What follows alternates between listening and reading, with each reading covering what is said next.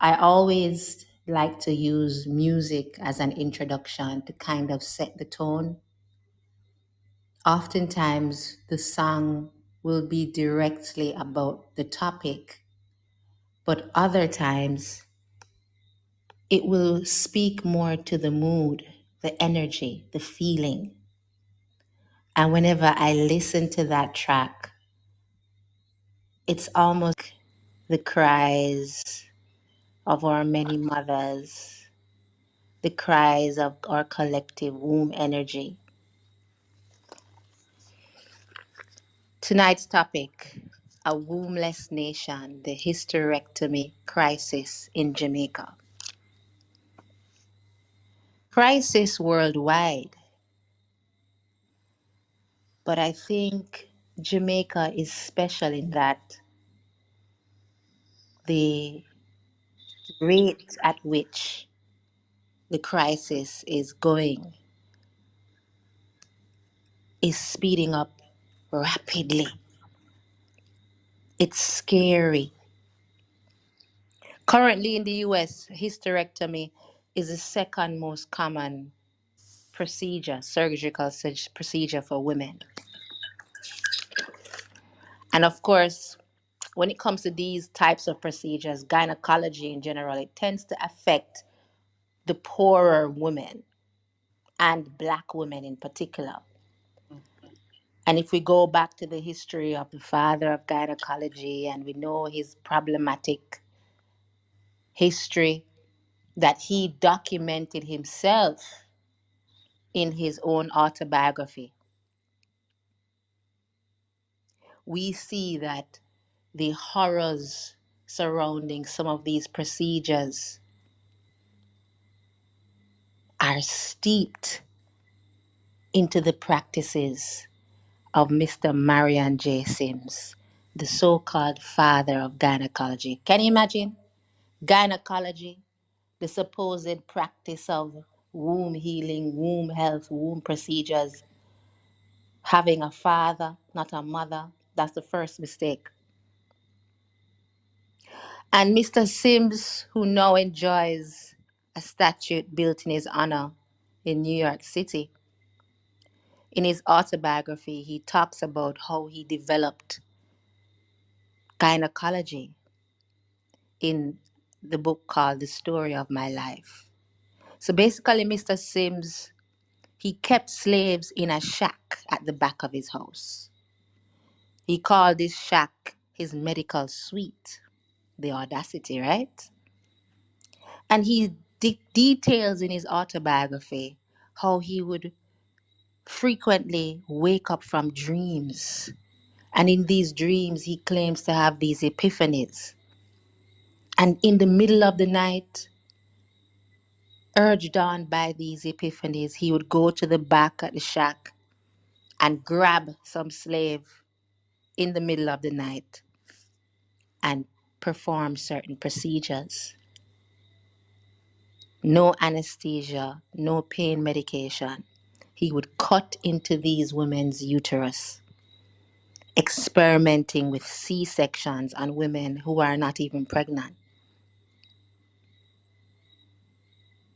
He did all of this to prove or to test the so-called epiphanies that he had in his dream. And out of this barbaric system, this barbaric practice that went unchecked, we now have a system of gynecology that tells women in order for them to have fulfilling lives, they have to do surgery, life threatening surgery, dangerous surgery on their wombs. And perhaps the most dangerous of them all is what we're going to discuss tonight: the hysterectomy, the removal of the uterus. Why is it so widespread in America, across the world? Why is it developing steam in Jamaica? What's causing this? Why are some gynecologists some of the most wealthiest doctors in Jamaica? Are Jamaican women being educated of the long term effects? Are they being taken advantage of because their lack of knowledge, lack of education? Why are so many women in Jamaica having a hysterectomy? It's a crisis. We are heading towards a wombless nation. And I have a special guest with me. I am so honored to have this sister on the platform, Kasani, healer, yogi, womb goddess, raw food chef. This woman is going to be joining us. And so, Kasani, welcome. How are you doing, sis? I am doing really well. Can you hear me? Loud Good. and clear. Okay, wonderful. Thank you so much for having me. This is a conversation I've been having with my clients individually and with basically every single woman that I know since I started to learn some of the facts, the statistics that you just mentioned. I mean, I didn't believe that I could be jaded or completely shocked by anything, but I was definitely shocked by the amount of hysterectomies that are performed. So yeah, I am excited to be having this conversation. I think it's definitely needed. Where do we start? First of all, what is a hysterectomy? I think there has been some controversy before when the initial procedure of the hysterectomies would remove the entire organ, including the uterus. But I think modern procedures, including the ovaries, my apologies, but I think modern day hysterectomies leave the ovaries intact. Why is Okay. this so dangerous, Kasani? What part? The hysterectomy Yes, the itself, or hysterectomy itself. um well, firstly, it's completely, most of the times it's not necessary, because what we have is a complete misdiagnosis of what is happening. It's almost as if the understanding that some of the doctors that are treating this, the understanding that they have is that, well, something is wrong with the womb itself and everything else in the body is fine. And so they're not looking at the underlying issues. What the person is eating, what are their daily habits, like lifestyle habits, the menstrual cycle. How is the menstrual cycle being managed? What types of sanitary pads are being used?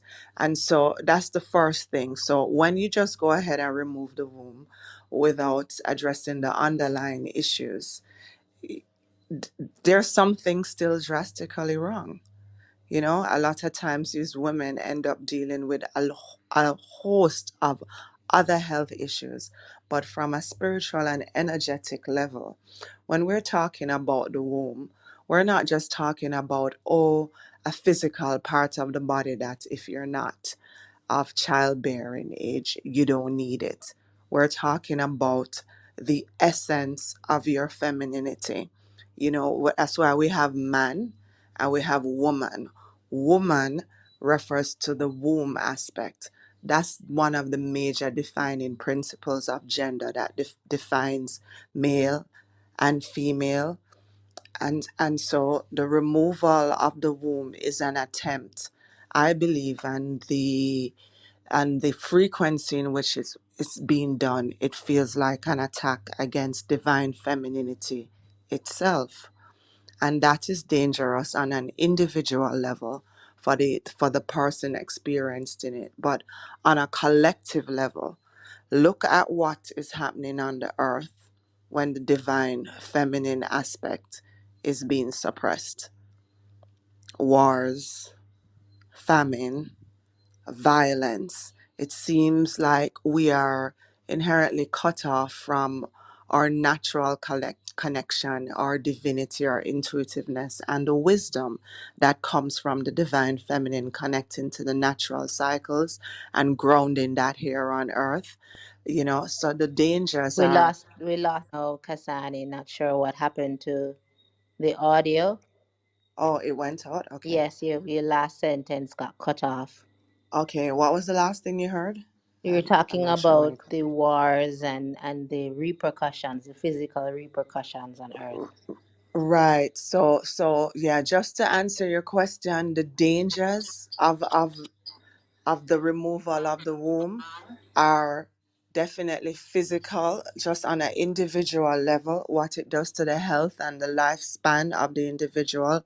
But one of the major dangers on a collective level is what that attack on femininity does, what it leaves Earth as.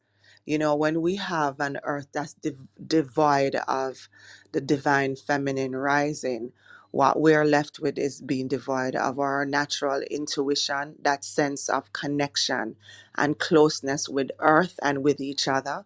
And I feel that's what we're experiencing now, while we have an Earth with definitely enough resources for everybody to live in abundance, yet that is not the case, where we are looking at our brothers and sisters as a different race, religion, nationality, and not getting along with them, rather than seeing the things that make us the same.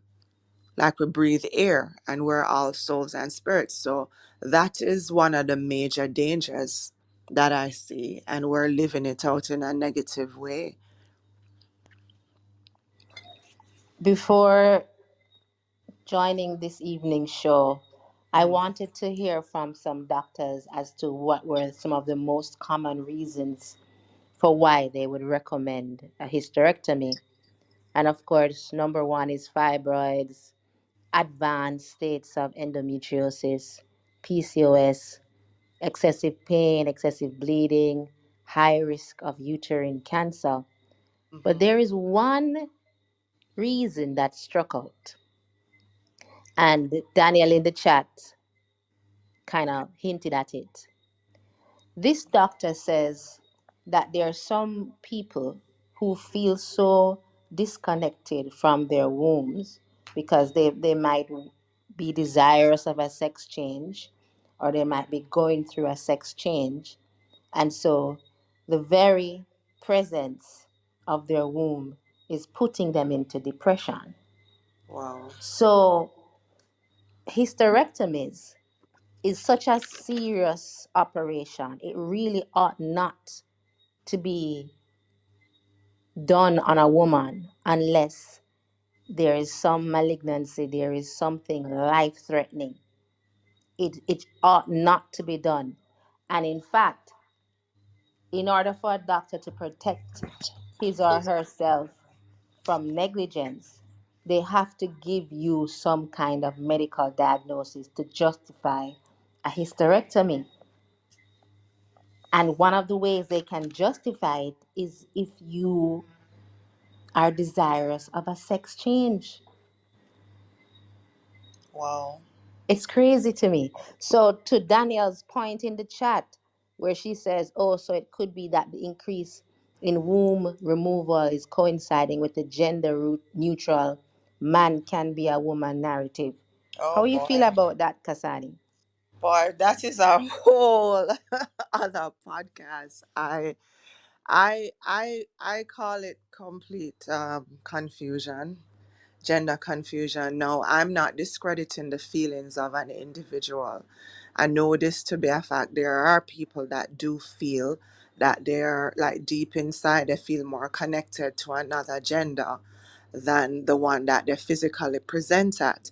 But what I think is going wrong is that the medical community is dealing with this as, oh, it's a normal thing. So rather than address the underlying issue, which is why are you having these feelings that are different from your physical presentation, they're like, okay, no, let's adjust the physical to match what you're feeling in your head. So that's one of the things. But here in Jamaica, in the reason that there are a lot of them happening in Jamaica, at least for now, is a completely different reason. It's most in Jamaica is mostly fibroids, and that's the pipeline towards the hysterectomy. I mean, there are several other reasons, but the heavy bleeding that occurs from fibroids, it causes a depletion in the iron, and the person becomes weak. And when the person is in a weakened state, so there's a level of iron deficiency, when it gets to a particular level, that the diagnosis or what's recommended is, because it's at that level, is a hysterectomy. And what I am being told, or what I'm being made aware of, is that in order to do the surgery, they have to stop the heavy bleeding, and they're given medication that basically brings on early onset menopause. I mean, it's a whole, the reasoning behind it, it may sound logical on the surface, but you have to take this into context, that the other underlying issues are not being addressed. I have friends and clients that a hysterectomy has been recommended by a practitioner that has never once inquired about their diet. Not once. So, yeah, I feel whatever the reasons are, obviously, if you need to have life threatening surgery, life saving surgery, definitely. But I feel like there's just a complete lack of understanding of what is going on in the womb, where it's being treated as an isolated part, like, oh, you just have your womb and the rest of the body, it's sick. Let's figure out what's going on in this womb. And that's the major issue I see. And also that the womb issues are being addressed as just physical. Now, the thing that we have to understand, we aren't just physical beings. We have electric current that's going through us. We are energy beings. We're spiritual beings. And all of these bodies have to be addressed. And what happens in the physical body, as I said earlier on the live that we did earlier this week, when something manifests in the physical, it's the last line. It's literally the end stage of the disease. It starts energetically, mentally. It starts in the mind. Then the mind creates the habits. And these habits over time create a physical manifestation of whatever those habitual patterns are.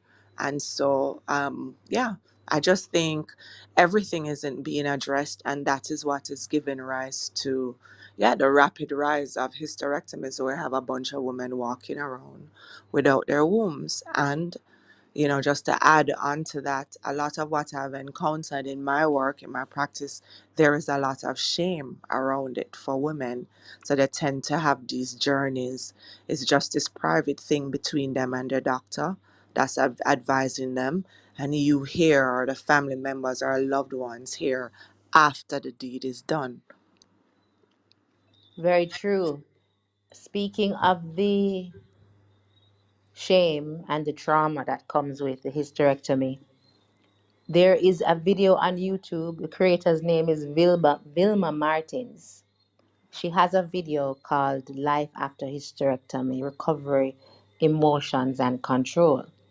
And lovely video. She was very open and very generous with sharing her story about how she eventually ended up with a hysterectomy.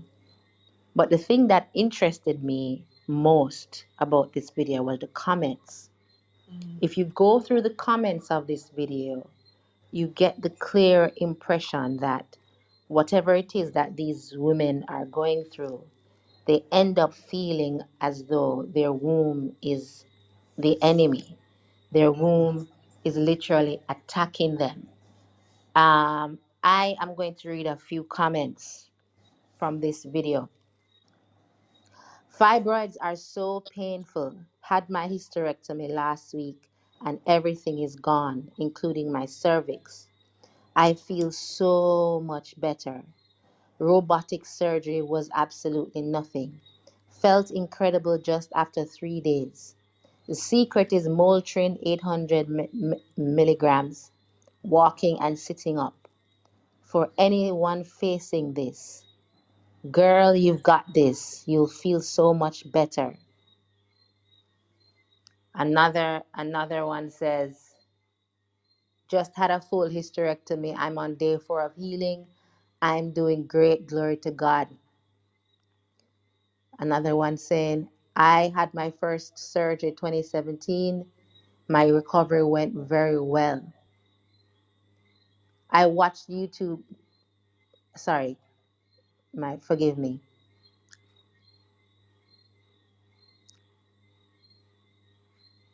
Forgive me. I read something that. All right. I had a hysterectomy 3 weeks ago. Unfortunately, it was either that or continue having a daily period and severe pain. I was diagnosed with an adenomyosis. My last menstrual period started in July and never went away. After a DNC, endometrial biopsy, oral contraceptives, nothing worked. Fortunately, I'm 46 years old, finished having children. The pathology report revealed severe adenomyosis, no other option for me.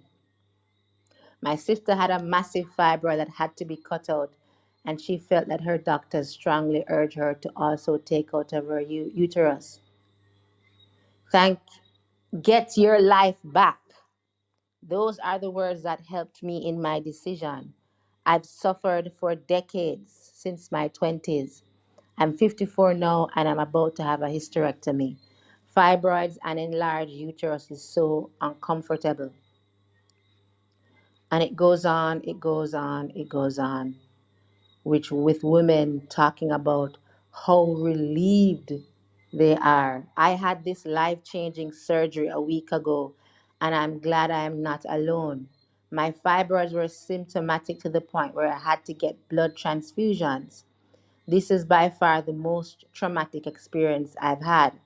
Just happy I'm alive. I already had my daughter. Plus, I will not suffer again each month, making trips to the ER.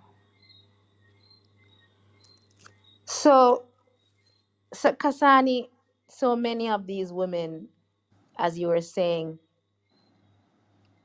the hysterectomy becomes a solution to what they see themselves as a nightmarish life living with a womb. And the easiest thing in their minds to get their life back is to simply remove it. Wow. But this life that they're getting back, that, as you said, they haven't made any changes, they haven't addressed trauma, they haven't addressed diet, they haven't addressed stress. What are the implications for just removing the so called offending The offending organ? organ.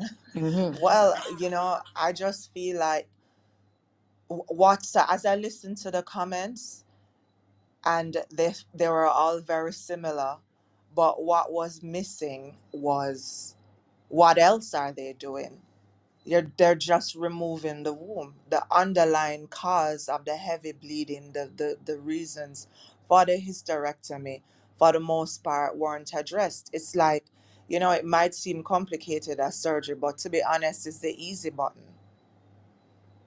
When we're going to be looking at disease as just a physical thing.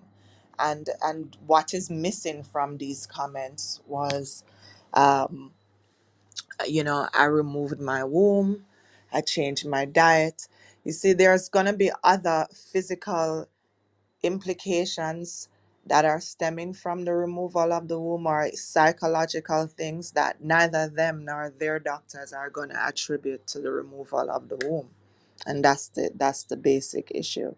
Because if you have heavy bleeding causing low iron, that low iron is going to be affecting other parts of your body. What's the reason for the heavy bleeding? What is the diet like? Is it a situation that could be corrected by something like a blood type diet, or changing the sort of diet, removing um, things that foods that are inflammatory from the diet. So what's really missing from there is what is the underlying cause. What I'm hearing is just the relief. I cut my womb out and I feel great. It's this fallacy that people believe. Like, I remember when I was in my 20s, a very close friend was having her gallbladder removed, and I happened to go to the doctors with her, the pre surgery session. And he reassured her by telling her that the gallbladder is absolutely not necessary. Like, basically, him no know whiting of the body. You can just get rid of it.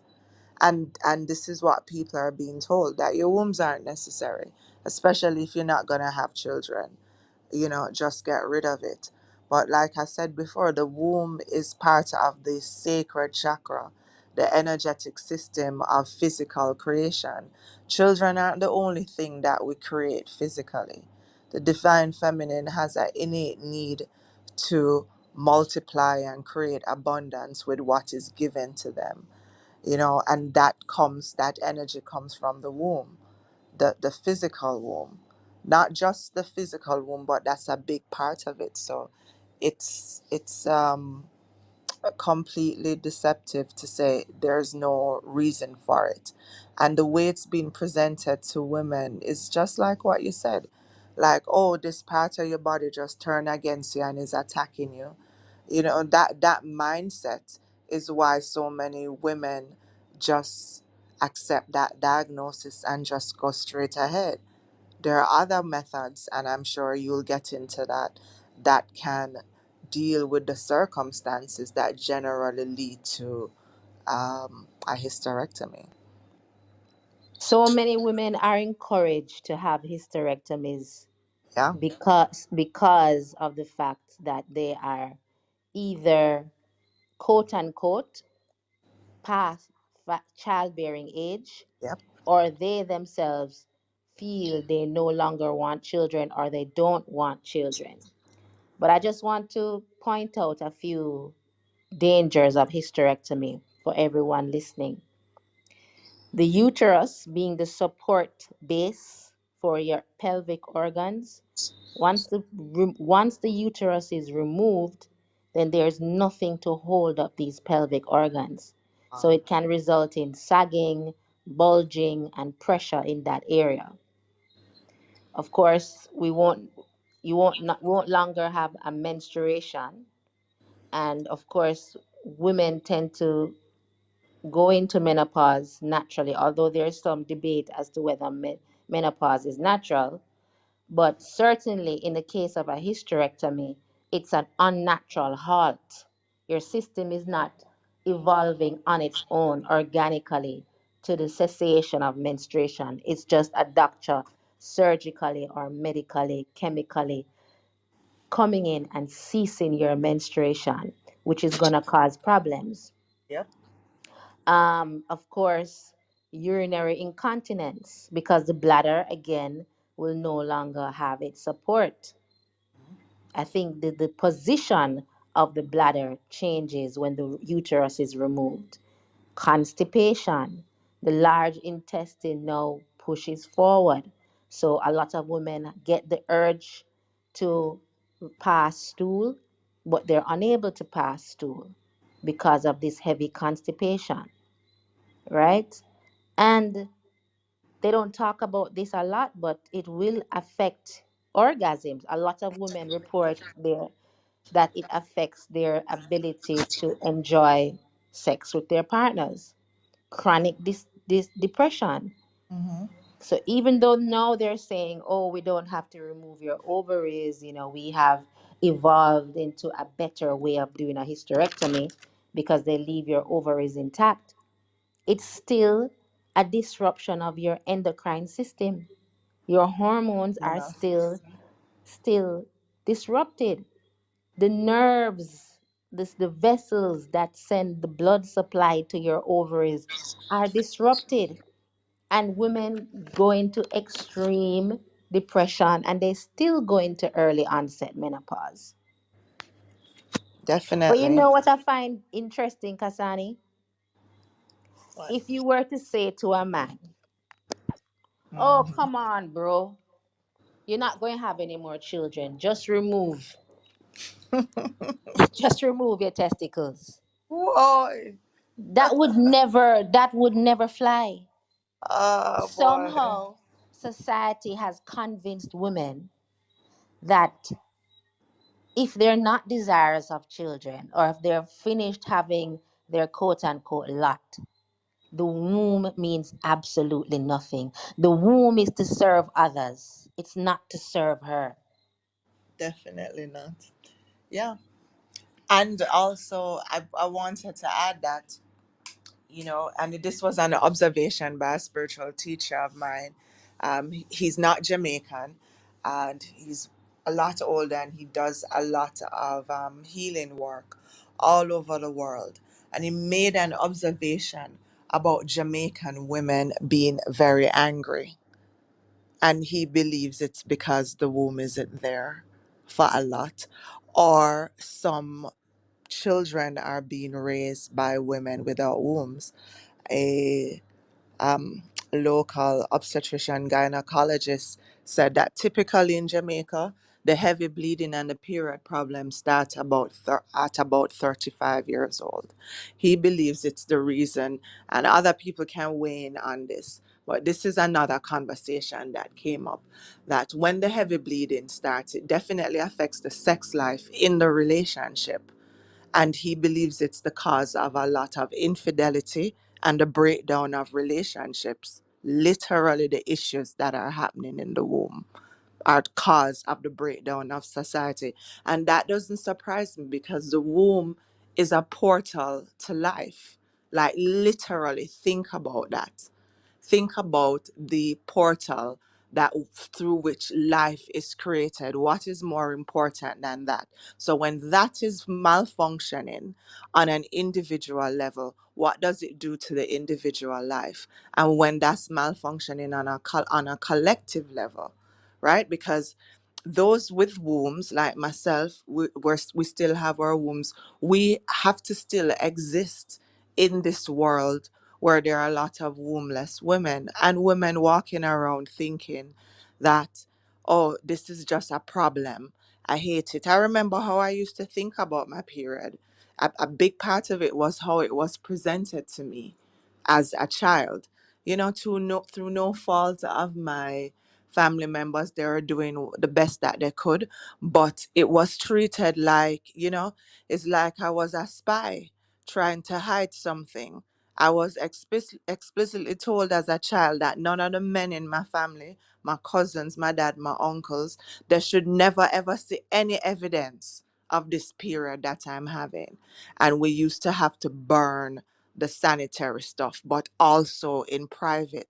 So psychologically, from the beginning, you are being turned away from your womb, not as this wonderful portal, this thing that you're supposed to love, that nourishes you, that you're to honor its cycles, bring it into ritual, things that I know now, and information that's coming out. And a big part of it is because our rites of passages of women, or ancestral rites of passage, always included womb work, but that's being, you know exchanged for, I don't know, pop culture or just medical advice. So I think that's definitely one of the issues. So it's much deeper than just the physical aspect. There's a lot underlying this, and it feels to me like a direct attack on the womb is an attack on femininity. I mean, I can't say it enough. I feel like that's what's going on. And it's a long-standing issue. If you go to the Yeah. supermarket or pharmacy now and you attempt to buy any sanitary products, they won't let you walk out Yeah. of that supermarket without a black scandal bag Yeah. or a paper bag to hide it. The It way it's you're crazy. handed, yeah, the It's cashier will it's hand like it you're to you in buying a way crack. like, don't make nobody see. Yeah, You know like for real, this thing that we all experience. exactly. Exactly. And when and by we all men and women, because you can't have a sister, a mother, Ex- a woman, a wife without experiencing period. So why are we hiding this thing? And of course, in some religions, a woman is unclean and must be separated when she's on her period. You know, oh, for it's sure. deep. You When I know, was a child, yeah, Kasani, yeah. my mother pulled me aside. I don't know what she saw in the future, that I may have had issues with fibroids and I would have been faced with this decision. But out of the blue, this lady pulled me aside and said, Kishi, no matter what happens, never allow them to remove your uterus. Mm, And I was like, okay, kind of heavy, but the reason she gave was interesting. She said all the women she knows who've had their uteruses removed, their it breaks down their marriage completely. Going back to mm, what you said, Kasani, because she yeah, says in all instances, the woman complains that her partner complains that he cannot feel anything. yeah. One, And I've never heard, every time a doctor talks about hysterectomy, they say that it doesn't affect your sex life, doesn't lies. affect orgasm. It's, everything is fine. It makes one doctor even said it makes your sex life better because the bleeding has stopped, the fibroids issue has stopped, so your sex Mm-mm. life improves. Oh, My wow. mother told me in no Fantasy. uncertain terms that you are never to remove your womb. And I think about what you said with our rites of passage, the information surrounding these things, or particular history. We are a nation that talk about blood clot, bomber clot, ras clot. Mm-mm. Mm-hmm. Yep. So I would imagine that the shame around periods, especially if you're in the middle of a cane field with no privacy, no support, no rest, that the period would be an inconvenience from then. Yeah, definitely. When I went to boarding school, and there was a Nigerian. She was here with the Jamaican, like the Nigerian High Commission, and but she was like a literal princess back in Nigeria, from a tribe. I forget the name of the tribe. But one of the things we notice, and we're like children now in high school, but we're in boarding school, so we don't have our moms around, and we have to manage all of that on our own. Our periods, making sure we have clean underwear, if your clothes get messed up, things of that nature. And she was older than us. And one of the things we noticed was like almost every month we had to like, say to her, hey, your clothes mess up. She kept forgetting to put a pad on. And we had a discussion in the dorm as we would sit up at night and just chit chat. And she explained that back home, when a woman is on her period, she's like the star in the village. There's a separate section, a separate area where all the women that are on their cycle, they go there. It's like a spa, and there your hair is combed, you're bathed, you're fed, your body's oiled, and somebody comes and tells you stories for that week. And when it's done, you go back to your normal life. So for her, she kept forgetting to put on a pad because she's now having to go to school and study and have activities and do all these things. That's not normal for her when she's back at home. And I never stopped thinking about it because I remember I used to have really bad periods, and all I would want to do when I had my period was just stay in bed, lie under my sheet, read my books, and eat my comfort foods. It just never felt right to have to get up and go out there and go to work. Like a lot of women, you see, you might show up at a business place and somebody giving you attitude and whatever. I learned to have compassion because you don't know what's going on This woman could be bleeding out her life right in front of you. Back pain, all these things, prolapse, all sort of things, but still we live in a society that doesn't count that for anything. You just say throw a pad on it and go about your business and go to work. So the sacredness of what is going on is like completely disregarded. And her explanation for why women were treated that way was that, and it's something that we know well in spirituality, especially for those of us that enjoy ritual work around moon cycles, is that that's when you're most intuitive. This is when the wisdom is available for the tribe, for the community, because you're able to tap into the cosmology and to say, to give really good advice as to when to do this or when not to do this. This is what it's supposed to be. So that's one of the main dangers of the fact that we have no rites of passage around this process that we go through. Think about it every month. If you add up how old you are, everybody on here, and from when your period started, and how many times this has happened over the years. And it's just, even myself, even me now, it's just something that I have to catch myself at. It's like a total rejection. When you think of how your energy affects everything in your body, you're like, Lord, sure, for this very sacred, precious time. And so I think we can address the last line of it, which is the complete removal of the womb, the hysterectomy, without addressing how issues of the womb are being presented to us even as little girls. So true. I wanted to read a comment from Michelle Morant in the chat. A friend of mine was encouraged to have a hysterectomy because she was having heavy menstruations. She said her body still functioned the same way even though she had her womb removed. The only difference was no more menstruations. I noticed she was always very angry. When I read that comment, Kasani, I think about what you said earlier about the empathy for women, not Hmm. just on a individual level, as you said, when you go to the store or you're dealing with someone in business and they're snappy or rude to you, but just in general too when it comes to addressing societal issues. So we hear a lot of talk about toxic single mothers. We hear a lot of talk about women being mean and unkind and not feminine and masculine and more aggressive.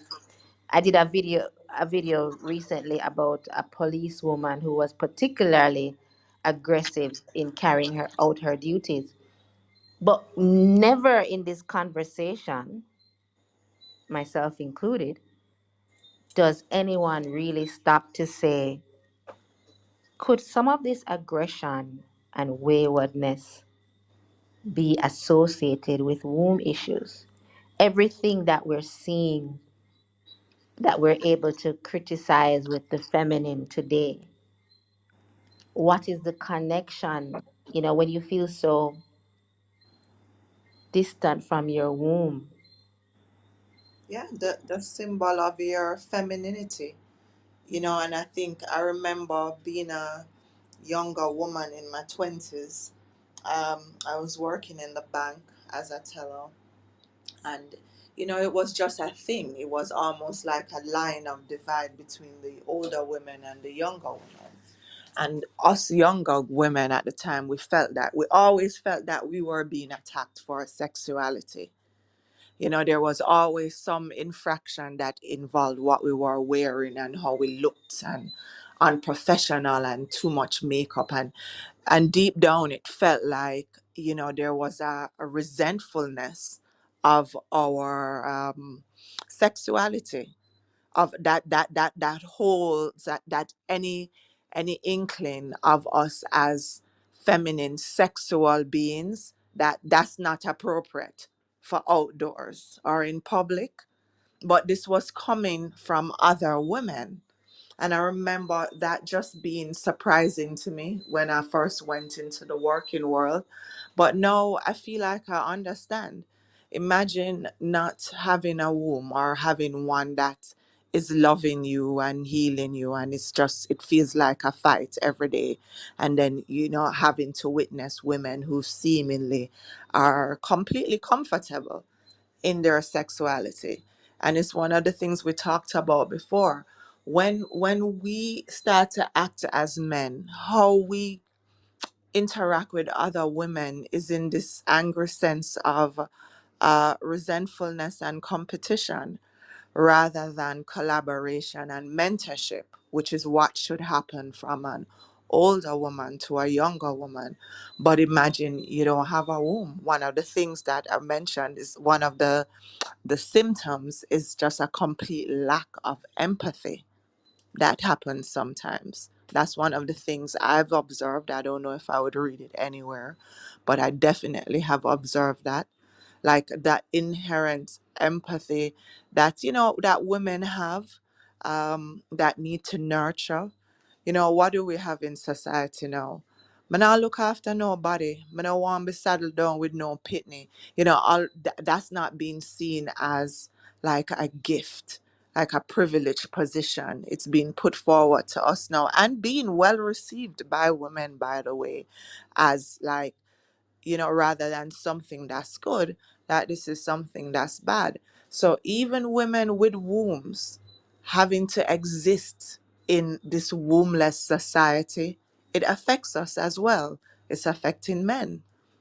There are a lot of there's this phenomena, and I don't even know what there's a word for it. I can't remember, but what it is that couples that are just choosing not to have any children, and of course it's your choice what you want to do with your womb and your body, but it seems like it's a definitive movement to say, you want your life to be your own, and you don't want to have any kids. Let's just end the bloodline here now, because the sexual reproductive organs is just about pleasure or just there for nothing. I think a lot of it is just a lack of information, but not just a basic lack of information like today you're being told something wrong, but it's more about just basic ancestral knowledge that is hidden, not being passed on and not used. And what we're seeing right now in society, we're just witnessing the effects of that. Earlier, you mentioned that based on everything's happening and the momentum of hysterectomies in Jamaica, the increase that we're seeing, it very much feels like an attack on the womb. And I've always found it interesting that when I look into the complaints that certain people are rallying around, save black boys, attack on masculinity, attack on black men, or other political movements, free Palestine, free Congo, all of these things. And I don't hear the cry to save the womb. And I wonder to myself, are we collectively that dismissive of the mother spirit, the mother energy? Do we think we can save anything if we don't have wombs? Definitely. It's so dismissive and it's so naive to think, save masculinity, save black boys. Who's going to have the black boys that we need to save? Yeah. Primarily, I think what's going on there is there's no connection that's being made to the state of the world and the state of like war, poverty, disease that's going on in the world. It's not, no one is contributing. There's another thing that I wanted to talk about actually, since you brought up Congo, Palestine, um, and things like that. There's this wonderful book called Women That Run with the Wolves. It's a collection of stories all around the world, from all around the world. Hang on, what's going on? Hang on a second. Let me put on my glasses and see what's going on. Okay. Sorry about that. Yeah, so it's a collection of stories from all around the world about the different phases of life that a woman can go through. And we have the maiden in the beginning. The maiden is, youthful. That's like the debutante. No kids yet, no partner, the virgin, if you will. And then the second phase is the mother. You're having children and you're a part of a household, raising a family. And the third phase is the crone, right, which is the wisdom years. This is where the natural wisdom and intellect of the feminine is used for the community and for upliftment of the society or nation, if you will. And so what we have in the society right now is we are faced with a situation where no one wants to gracefully move into their crone years. We have the makeup industry. We talked about that a little bit earlier this week. We have ageism and all these things that basically tell a woman that once you get to a certain age and you're not in your mother childbearing years or your sexy virgin debutante years, you are not valuable. So we have a bunch of women that are fighting to stay in the maiden years, and what's going on is that's robbing the world of its wisdom. And that is what we're seeing, with the struggle for black boys, all the wars all around. It's literally just a removal, it's just the evidence of a world that is devoid of divine feminine energy. Not that there's anything wrong with masculine energy, but in order for it to function correctly, it needs the counterpart of the feminine energy. And if we had all feminine energy and no masculine energy, it would be it would be different problems, but it would be same. It would have the same magnitude. So we're just experiencing in our society just a lack of our feminine energy. And the hysterectomy literally is just the physical ritual, right? It's the physical ritual of that happening. The last line, the end. It's almost like the natural end of the trajectory that we're on by Yes, for sure. disrespecting and devaluing the feminine. Yeah. This concept of devaluing the feminine, I find it contradictory. I don't know if you will agree with me that there are people who are very passionately against and abortions, and we have anti-abortion legislation and anti-abortion debates going on every corner of the earth.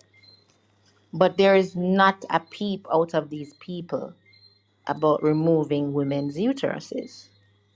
And I'm wondering if people don't see the connection. They don't. Trust me, they don't. That's the major problem.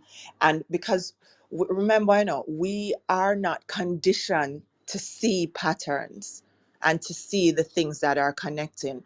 This is how these systems that are breaking down humanity, this is how they get to function so effectively, by us not seeing the connections with anything. We are even being encouraged to disconnect from each other.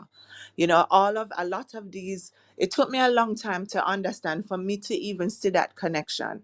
There's a lot of funding that's available in so-called third world countries for this group and that group and this, that, and the other.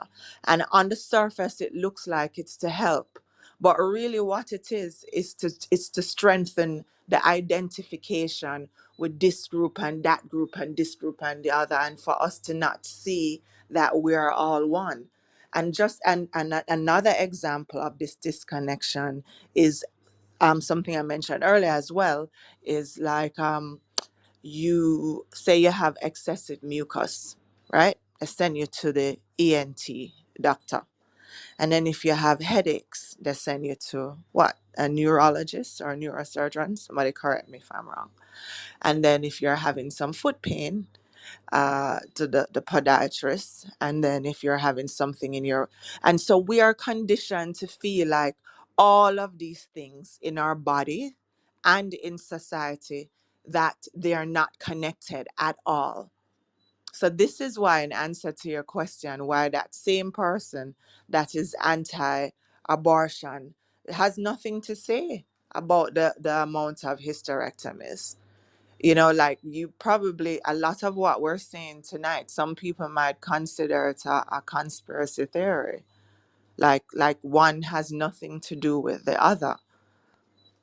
And that's I and that's that's the major problem. The major problem is just our education, what we were being told, the baseline of what our understanding is, of how this world works and how energy works in this world.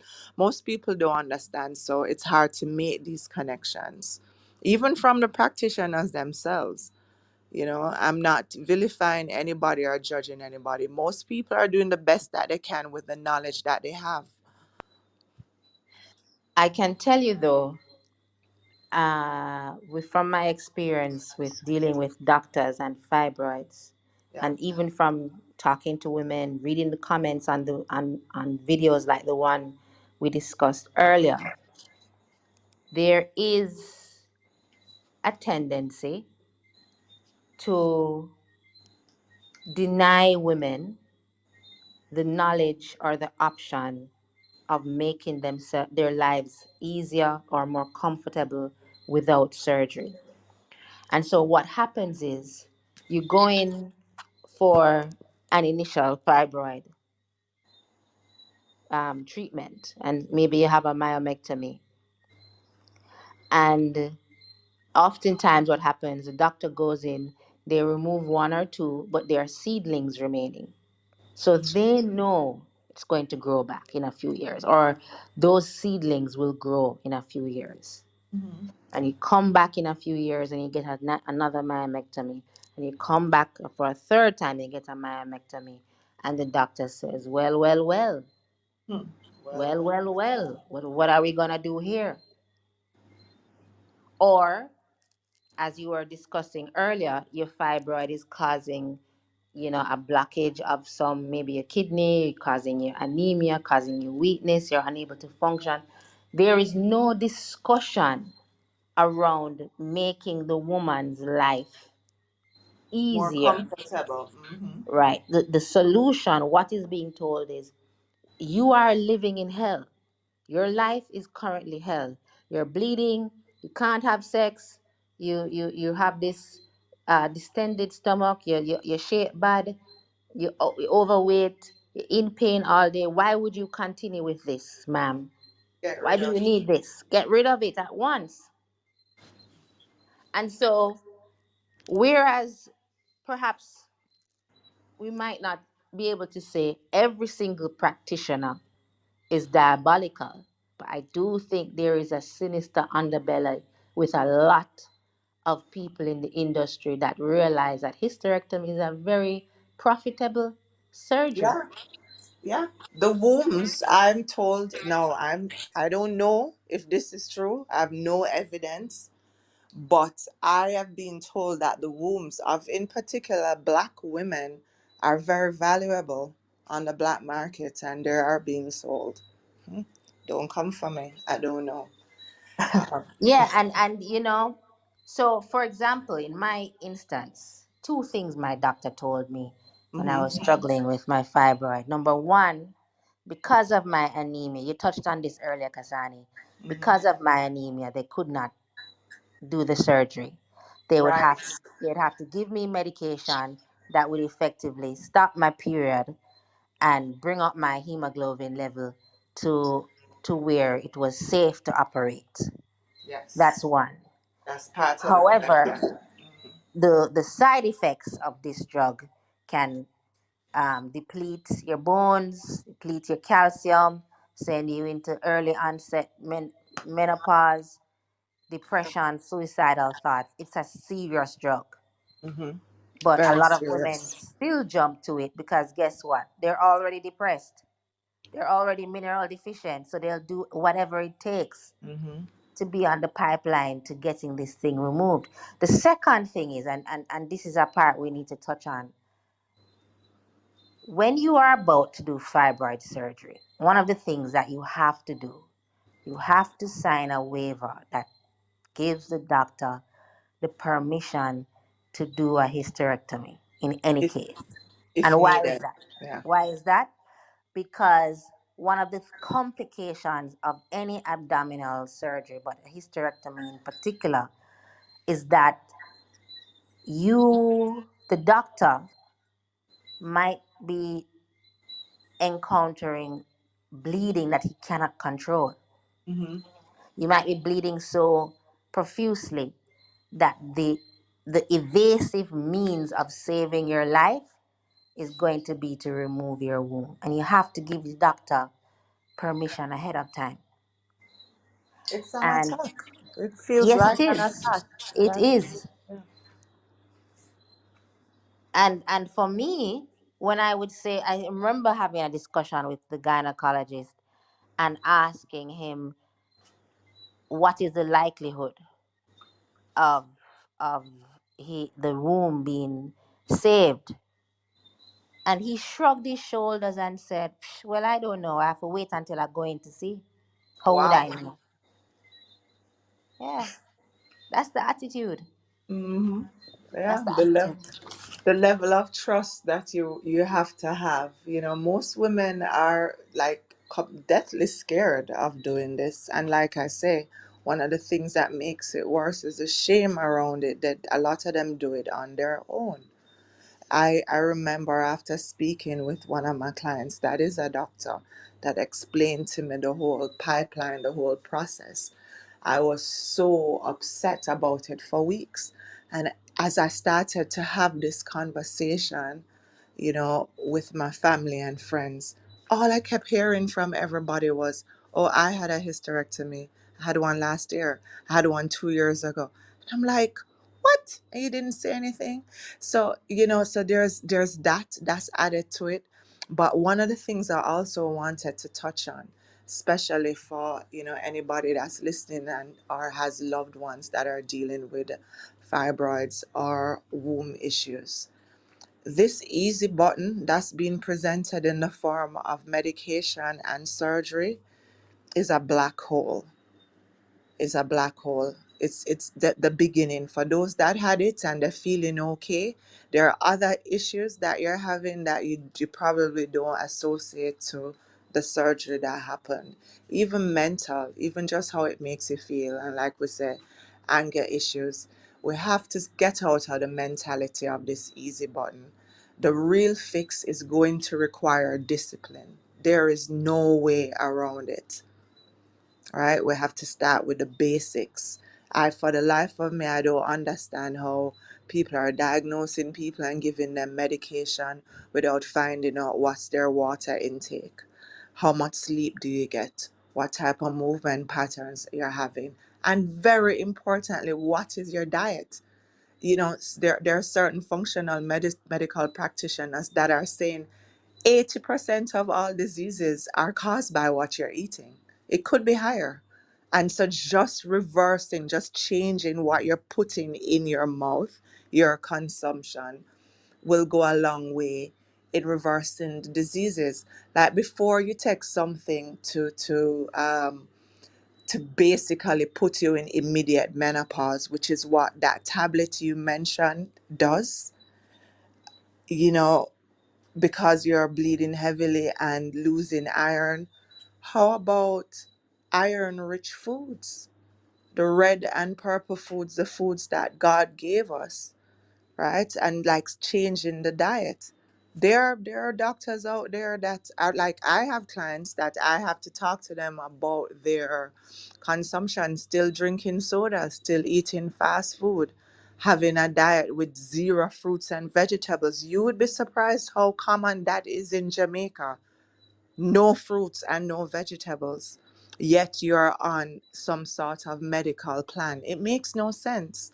And so the discipline. So we know, I mean, anybody that's done a cleanse or any sort of work around food, it's definitely not easy in the long run, but it's worth it because it's your life. In terms of the people saying that they feel so much better, there are some stats available. They did research on about 4,000 women over a 20-year span. And in the long run, you have an increased risk of heart disease even when your ovaries are left intact. Increased risk of high blood pressure if you're over 50 and obesity. Over 35, there's an increased risk in coronary heart disease, Wow. congestive heart failure. Mm. Because you see, I always tell people your womb is like your second heart. And I was flabbergasted to read that the actual physical scientific evidence links heart failure to hysterectomies. It's almost like the body is dying of a broken heart Yeah, because you've because the womb removed the is gone and uterus. you're like, good riddance. That's what it is, you know. The womb is Yes. gone and there isn't even, you know, just like I said, for the question, somebody asked a brilliant question on the live. What happens if you don't have a womb, right? And I responded like by using the analogy of, you know, you having your hand or a leg cut off and people still feel that pain, that phantom limb. Pain. It's the same thing that's going on with the womb. So when the womb is removed and you're encouraged to like basically have a womb removal party in your head and it's like good riddance, it transfers energetically to other parts of the body. If the womb is removed, I would suggest, because you know, for some people, unfortunately, that is the reality. It's gone already. There needs to be some sort of ceremonial release, so, the type of things we'll do like in our retreats for the womb, and a welcoming and an honoring of the energetic womb that's still there, you know, that won't go anywhere. You can't surgically remove the energy parts of the body, which is what's happening when people feel the phantom pain after limb removal. And so you ceremoniously send that physical part away in a loving way and welcome, you know, the energetic womb. And just like when you do energy, any sort of energy work, the more you focus on it with meditation and through your breath, the more you heighten that state in you. Now, this is what I feel that needs to be like the biggest conversation. What can we do? And if you're currently experiencing fibroids, heavy bleeding, you have to look at your diet. You have to look at your movement patterns. You have to work on, you know, opening your hips and your back, but not in any aggressive sort of way, like somatic movement, slow, deep. A lot of times we're doing Tisha, when we're doing hip work in yoga, oh my gosh, there can be a lot of crying, a lot of release. Because this is where women, this is where we store everything. And we're not just storing our individual trauma patterns, we're storing collective trauma patterns. You know, when you think of, like, say, something, one example, 400 years of slavery where women were basically, where our bodies were used. Some of us are from bloodlines that were used as breeders, where we're just bred and all the babies were just taken. You know, so there's a lot of collective damage in the womb that has to be healed, which is why it's always amazing when women can come together in a circle. And regardless of what type of work we're doing, it's always valuable to do work, womb work, and healing work. You know, if you've had abortions, that's massive trauma to the womb, rape, massive trauma. You know, even being a product, even being a child, that's a product of rape. That energy is still there. It has to be transmuted. No amount of surgery or pills are going to deal with that. The comments under the video that we were discussing, Yeah. that says, "I'm just happy to get my life back." And I think to myself, why would you want the life back that led you to get fibroids? And so much of that is missing from the way women assess the issues that they're having with their wombs. Yeah. So Yeah. the boss babe era, Hmm. the masculine competitiveness, whether we're competing for corporate roles, finances, or even just the male gaze, as you mentioned earlier, your experience in the Also, bank. yeah, let's add one more. Competition in your actual relationship. I'm witnessing that more and more. Where the person you're with, where the man and the woman are actually competing with each other.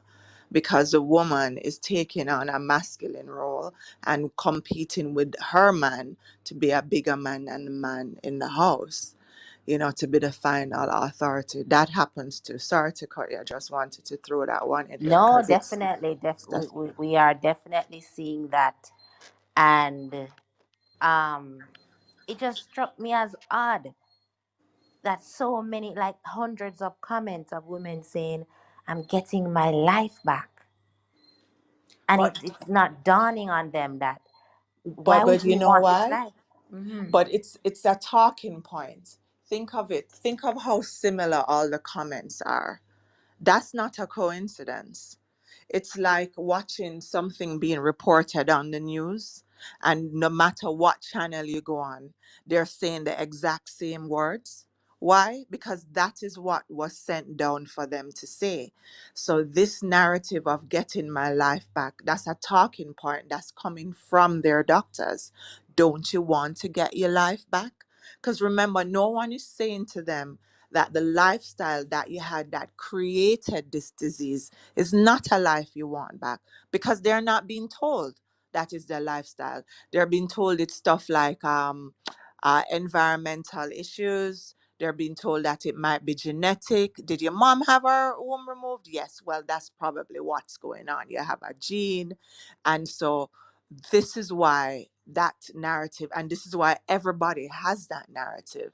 That's what they're being told. So this is why I said the lack of a rite of passage and the lack of deep connection with oneself, because at the end of the day, if you didn't have a book to read or a grandmother to tell you what to do, this is why it's important. I always find a way to sneak astrology into every conversation. Why? But I think it's relevant.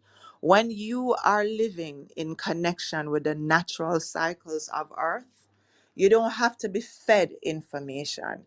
This is information that you will get as a download, just simply from how you're living gently in accordance with the Earth, honoring the solstices, the equinoxes, when there's an eclipse, knowing your astrology and knowing how it connects with the astrology of the world. People talk a lot of times of the same way you get a download on the computer. That's another thing. All of everything that happens with technology around us is modeled after us, the human body, the most complicated, amazing machine on this planet.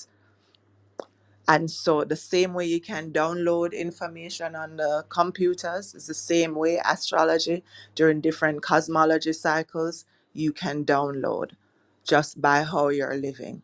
But if you're eating crap, if you're using a lot of chemicals in your home, on your body, you're blocking your third eye, it's calcified, you're not going to be able to download anything. You are left at the mercy of other individuals that may or may not have nefarious motives, and then you just have to take what they said to you. This is why we have so much confusion on the earth right now, because everybody is listening to everybody else, and no one is tapping into their own divine knowledge by their own connection. It's just So, like when you see a dog is sick mhm. and them just go out there and them eat grass. You raise this dog from there as a puppy. You never tell them to do that.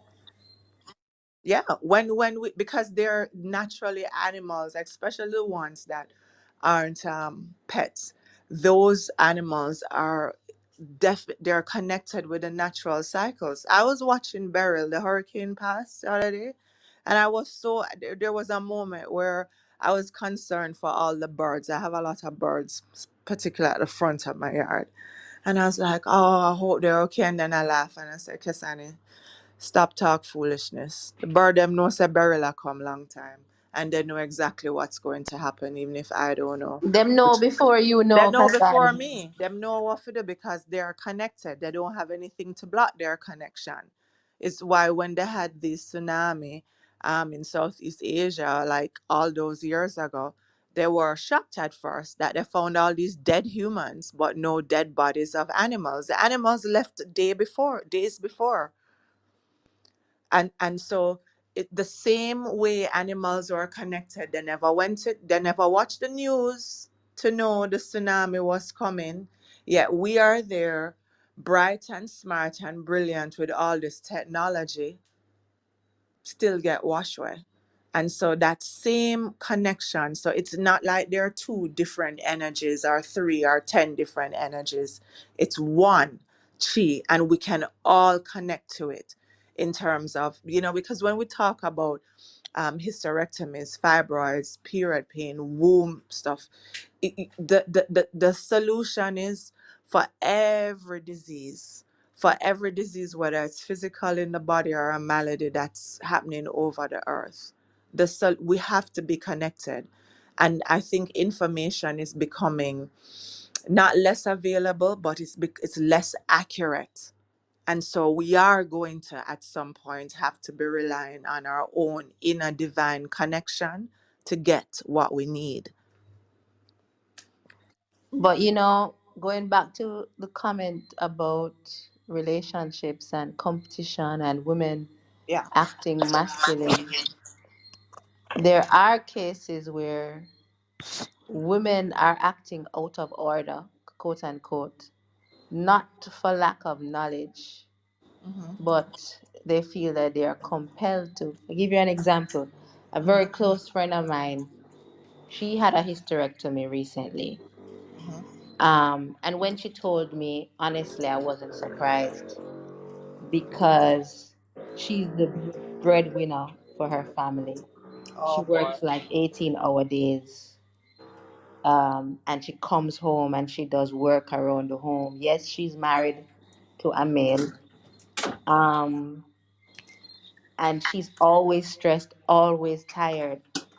And when she told me she was experiencing nonstop bleeding, and I was suggesting certain changes, she's like, Kishi, that's just not practical for me. Who's gonna pay the bills? Who's gonna do this? Wow.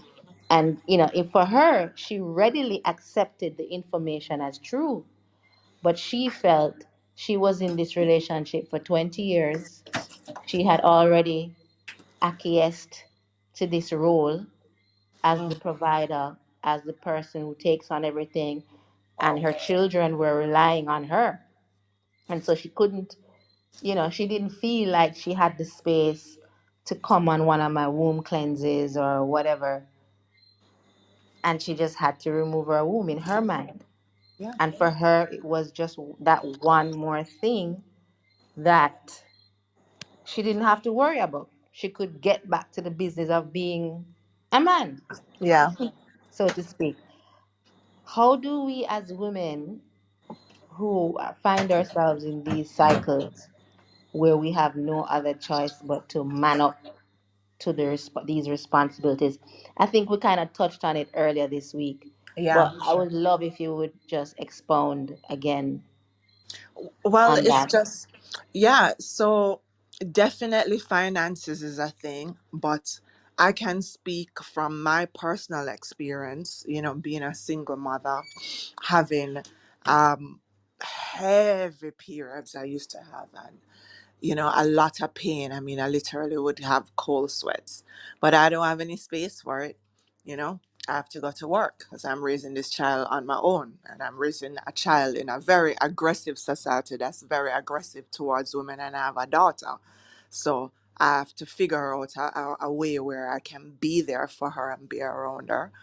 But I would say for everything, energy is the most important thing. You just have to start. You start small. What I'd mentioned on the live early was that I didn't have any extra money or residual income for all these self-care practices that help to build your femininity. I certainly never have any retreat money or anything like that. But I started by using the same coconut oil that I was cooking in.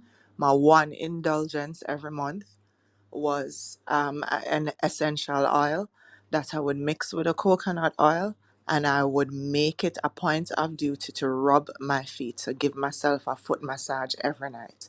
That's the only self care that I could afford at the time. And the beautiful thing about spiritual energy is that it builds on itself, just like meditation. It's like a bank. So there's somewhere to start, and everybody eats food. And contrary to popular belief, Jamaica have it twisted. Somebody told me the price of KFC the other day. I can't even believe.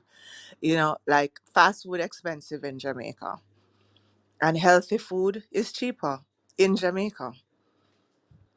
And so that's what I would say to a woman that's the primary breadwinner that's out there and feeling like she has to play a masculine role to feed our family. I can definitely see where it looks like that's the best thing to do, but I guarantee you that stepping into your divine feminine role makes you an attractor. Think of a rose, right? The femininity of a rose. The rose literally just blooms, and in the blooming, she the rose releases its beauty, it releases its fragrance, and then it attracts everybody to come up and smell it. And so what I would say to that woman, start with your food. You can go walking in the morning if you can't afford a gym. excuse me excuse me. Yeah, and also in terms of womb exercises, one of the wonderful things about YouTube, there's if you can't afford to get yourself to a yoga class or a somatic womb healing movement class, it's free. It's free on YouTube. You can find them, like whole series, and just commit to doing them. Yes, that's so true. I feel and this is one of the reasons why I do the work that I do with womb healing. So many women are in these positions where they just feel so helpless. They are willing, they know the information that they're getting from their doctor is not complete or is not necessarily the best option for them, but they feel lost. They feel shame. They go to work and they sit down and wake up, and when they stand up, it's a pool of blood. You know, I know I've been there because I've had those horrible periods, and the feeling that you get, the shame is so embarrassing. It just almost dehumanizing. Totally. And then you're being offered this quick fix. That all you need to do is find the money to do it, and they're saying you're going to get rid of this forever.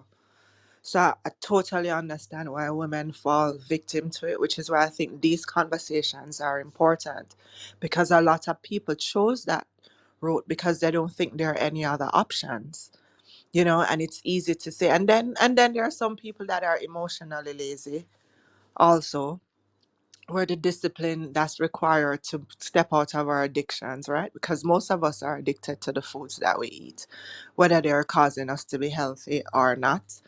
There's that as well. And so, which is why it's important for people like you that are actually doing the practice from your personal experience and being honest and open about your own experience. That's extremely important.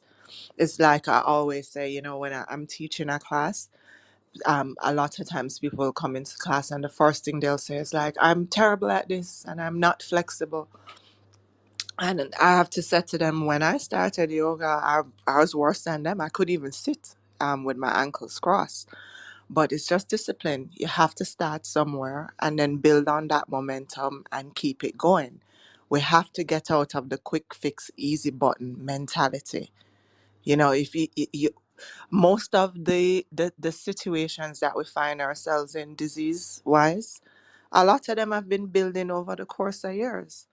You know, if you're 20s, 20 years of it, 30, 40 years of it, and you are going to believe that you're going to go into a 4-hour surgery and remove 30 years of horrible eating and terrible consumption, you know, it's a fairy tale.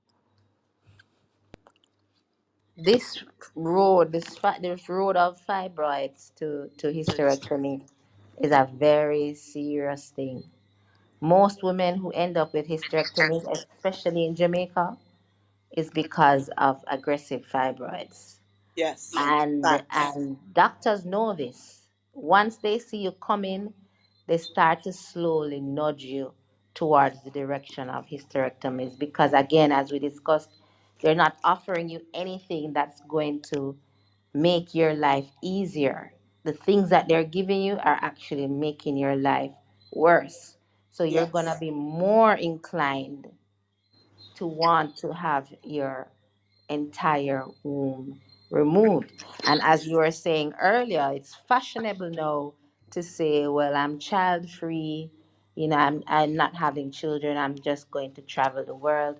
Again, not judging anyone who is child free. I don't have any children myself, but this very dismissive way of saying, children are of no value to me, reproduction is of no value to me, is What's the point problematic. of life?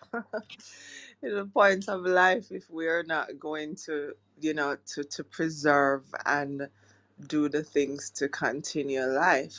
I mean, it's wild to me. It shows me the state of where we are mentally. I mean, this dystopian breakdown of society that people are waiting to happen. The people that mind gone if they think it don't happen already. It's happening. We're living in it. We're witnessing it. It's just that some of us have lifestyles where we saw things early on and we made changes. But yeah, totally. It's yeah, and just to comment on what Daniel just wrote. Hold on, let me just jump back in there. Right, a huge part. Daniel's comment. A huge part of the disconnect is not prioritizing our care, just pure hamster wheel living. I wanted to talk about that because, okay, I think the major problem is the religion of the world, one world religion that we think is coming and we don't realize it's here. It's capitalism. That's what causes the hamster wheel living. You know, whenever I talk about this, sometimes even people in the spiritual community will say, Kasani, that's a utopian idea. Why is it a utopian idea that we do live on an earth that has more than enough resources for all of us to be living healthy and abundantly? Yet, what we're doing is hoarding resources, choosing winners and losers in this capitalistic society.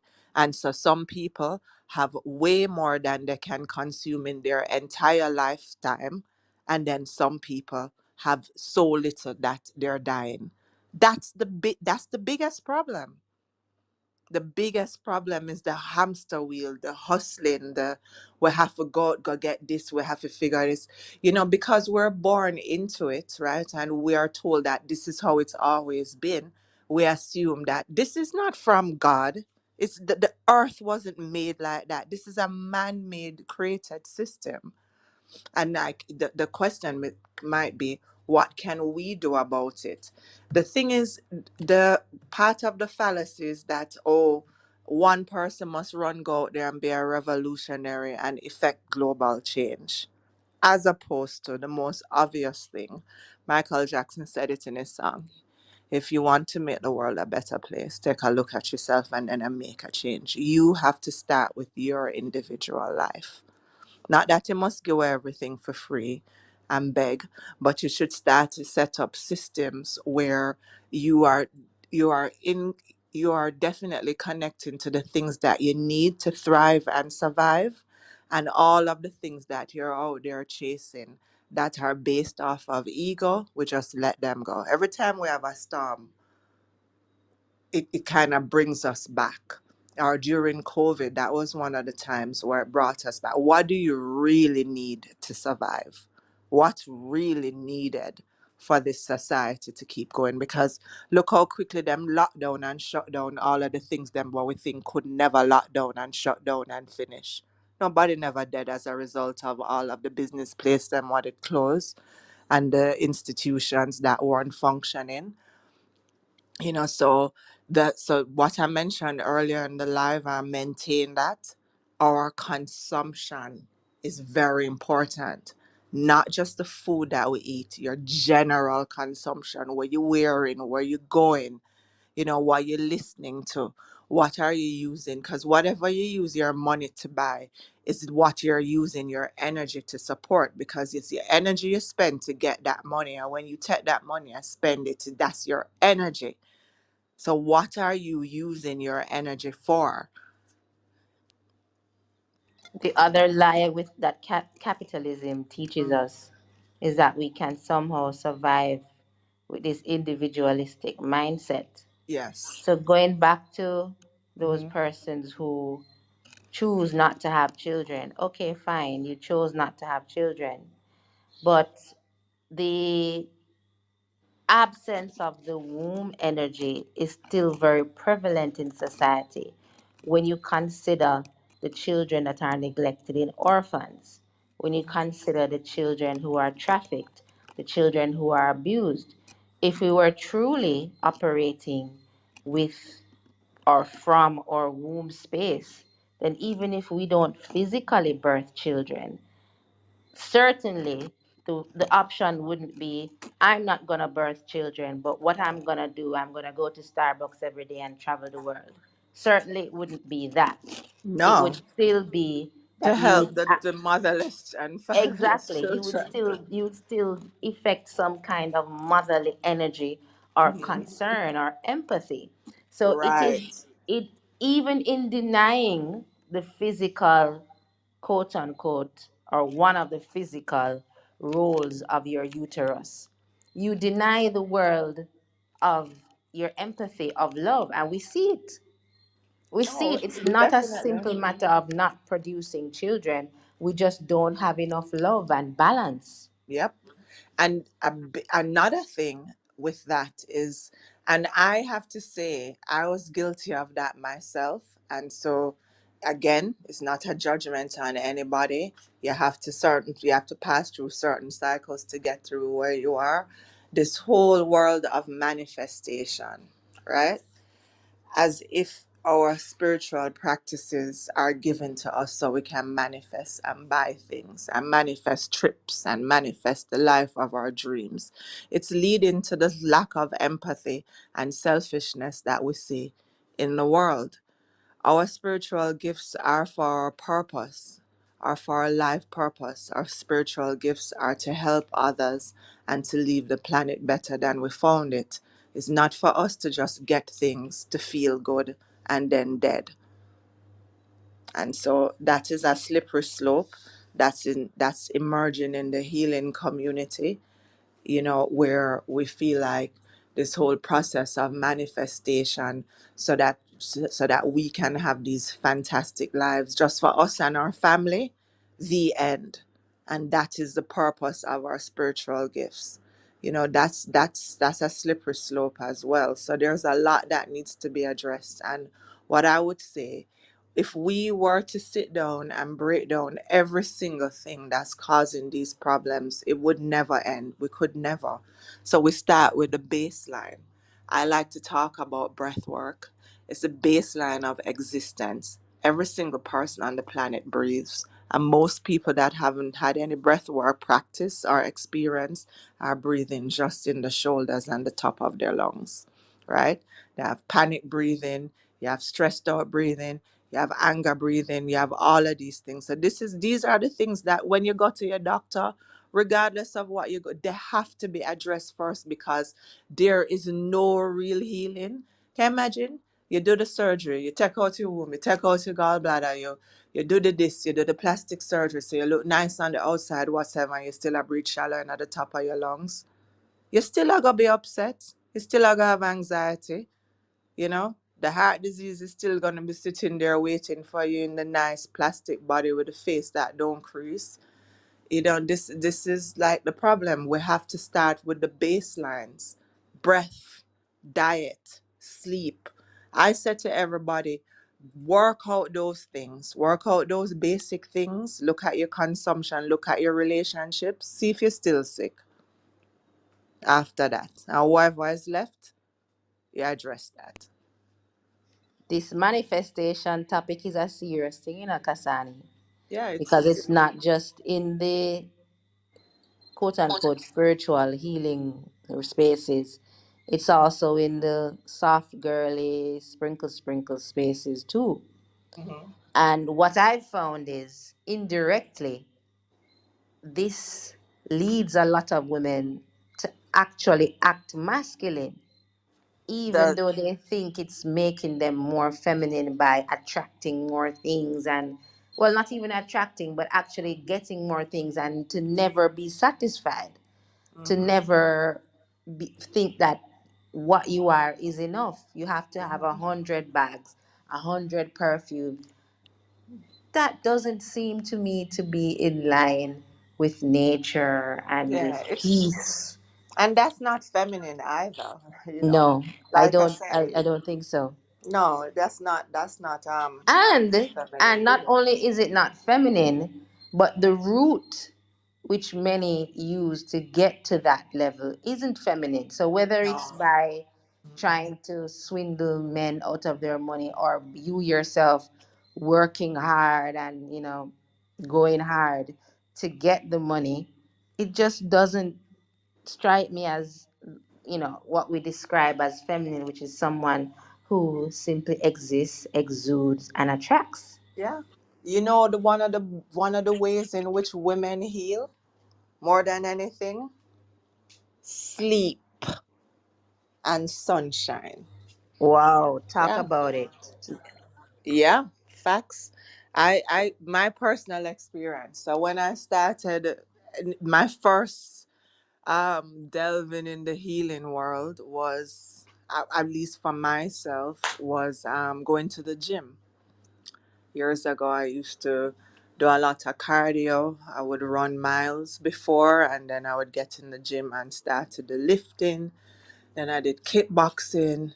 I did all these things, and it was mostly superficial, right? It was mostly because I was overweight. I never quite lost the baby weight, and then I was in a relationship, high cortisol, high stress. I put on a whole heap of weight, and I felt horrible about myself. And it just seemed to make sense that if I looked better, if I lost the weight, I would feel better. We all know how that story goes. Of course not, right? And had to do more. And I felt that I needed to do more and more and more and more and more. And now I'm understanding. So I used to have like this very intense morning routine because don't make no mistake, it's in the yoga world too, you know, where you can have this grasping where you have a pose as a goal or a goal to do this and do that. Very masculine things. And as I evolved and through pain, I got really sick. I did um, have like a nerve issue. And it was mostly in my mind, and then, you know, it comes physical. And so I was forced to cut down all of that, you know, running up and down, doing all sorts of things, um, breath work, half an hour, cold showers, and all these things. So my soft girl era is my very, very soft morning routine, which is what I call a slow morning, right? Make sure you sheet them nice and comfortable. Make sure your bed is comfortable. You don't worry about your name brand and all of that. Spend your money upon get some good sheets and a nice bed so you can have like a good sleep. These are the things that I've learned. I've learned that as a woman, what nurtures me is to get enough sleep or I'm miserable as hell. Most women are like that. You need to get enough sleep, and not just any sort of pian sleep. Me I talk quality sleep. And you need to spend time in the sun doing a thing what I call languishing. Languish. Yeah, not just running and run out. Men and women heal differently. We have different roles. Our energies oriented differently. Men as the protectors and providers, they can be soft. Them have to work out. They have to be strong. They have to be tough. They have to incite the sort of confidence in their tribe that they're protecting, and that another man can come in and take over the tribe. But women are doing what men are doing. And this is why, as the chin hairs grow and the little mustache on the women, and then you feel like before you know it, you're out there challenging men, you know, to fights and things like that. We should be languishing. Sun and sleep is very important for us. I can tell you categorically that when I was at my worst, when I was my most irritable, most depressed, had the most brain fog, is when I wasn't sleeping. Yeah. I wasn't sleeping and not eating enough, Kasani. We need to talk on that because, Mm-hmm. we see a lot of memes around, how women love to eat out people, their partner's food. Or, if you want your girlfriend to be happy, just buy her food. Give our snacks. Is it that we are the greedy of sex, or do we need more food to function? I don't think so. I think it's more of, it's more of a comfort. Is more of comfort, and it's also natural for the male to go out and do the stuff and bring it come to us. It feels natural as a woman. Look at the way the physical apparatus of sex, right? The vagina as the receptacle and the male as the giver. I mean, sometimes things aren't way more complicated than they seem, Sometimes things are just as they seem, and we don't need to go deep, and all the time we need to go below the surface. Some things are just obvious. And I think that's one of them. We need to nourish ourselves properly, in a lot of ways. And sleep, just touching on that again, torture, one of the worst tortures that is used in physical and psychological warfare is sleep deprivation. Why you think that is? It's because of what it does to your body. And so a lot of us are walking around sleep deprived. We're torturing our own selves and not taking the steps that we need to make sure that we're sleeping properly. Don't be charging your devices in your room where you're sleeping. Never, ever. They shouldn't even be in there. I'm now living a life for a year now. It's just the first year in my life, and I'm gonna work on getting rid of it. Where I don't normally have anything in my bedroom. I normally just have a bed in the bedroom. You don't really need nothing else. You're supposed to just be sleeping in there, not scrolling on your phone, not watching TV, things like that. I'm a little bit guilty of those things. I have to work on them, but definitely don't be charging stuff. If you can turn off your Wi-Fi router at night, just do the things that make that 8 hours that you're lying down the best quality ever. That will go a very, very long way towards your mental health. And you need your mental stability to make decisions. So when your doctor telling you all these things and telling you now, no man, you don't need your woman, it's not really connected to the heart palpitations what you're having. Your mind is functioning clearly. You ask intelligent questions and you realize when you're not getting intelligent answers, and then you'll seek more knowledge. But if you're sleep deprived, you feel like you are, like as you mentioned your friend earlier, the primary breadwinner. She not have no time for look into nothing else. It's a whole pipeline, and it's not by accident. That's the part that people need to get. This system was designed this way. It's actually working perfectly against us. Right? Thank So you for we the have to be reminder. aware. We have to be aware. That comment about devices, Kasani, boy. Hmm. Take it out of your I room. am guilty of that 150,000%. Yeah, take the But chargers out of your room. Just I have start to. there. It's really Just take the bad. chargers. That's the beginning. Sometimes Just them on my bed. no, sir. Take the Yeah, man, really chargers out bad. of your room, charge them in the living room, lock your door, and go into your bed. Get up out of your bed and go put them on the charger and go to your bed. Do not have this phone with this battery, with these electromagnetic fields. Another one I want to touch on, the AirPods. Oh, Lord. Sometimes I want to run down people and just pull it out of them ears and throw it in the garbage pan. The AirPods. So the electromagnetic field that has to go around in a circle through the AirPods, through the watch, through the phone, through the laptop. This is why we're having so many surgeries of all types in younger people. Older people, when I was growing up, we never have none of them something. We weren't exposed to so much electromagnetic fields that are disrupting our own natural electromagnetic fields. So there's a lot more new diseases and unexplained phenomena that are coming up as we interact with technology. And so we have to be diligent, and you're not going to hear this in any doctor's office. They weren't trained about these things, and what they're passing on to us, the information, when they're telling us, "Oh no, man, this is not a problem. It's completely safe." I don't think. I think for the most part, I don't think. I believe they're telling you what they believe to be the truth. So we're not going to get the information there. We have to seek it for ourselves or just use common sense. The phone, the watch, and the AirPod not really plugging or connected to nothing. So it has to be communicating with all of them together through waves. They're on you. One in your hand, one stuck in your ears, one you tie around your wrist. How are they gonna communicate with each other but through you? My God. You know, some years ago, I remember thinking to myself, because, sometimes you will read these self help books by these financial gurus, these productivity gurus. For the most part, the ones that are really popular and pushed are written by men. Mm-hmm. And yes, they are self help books, but they are not self care books.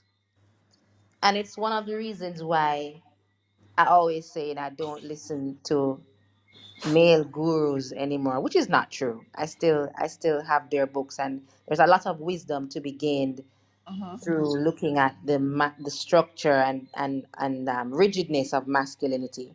You can gain things from it.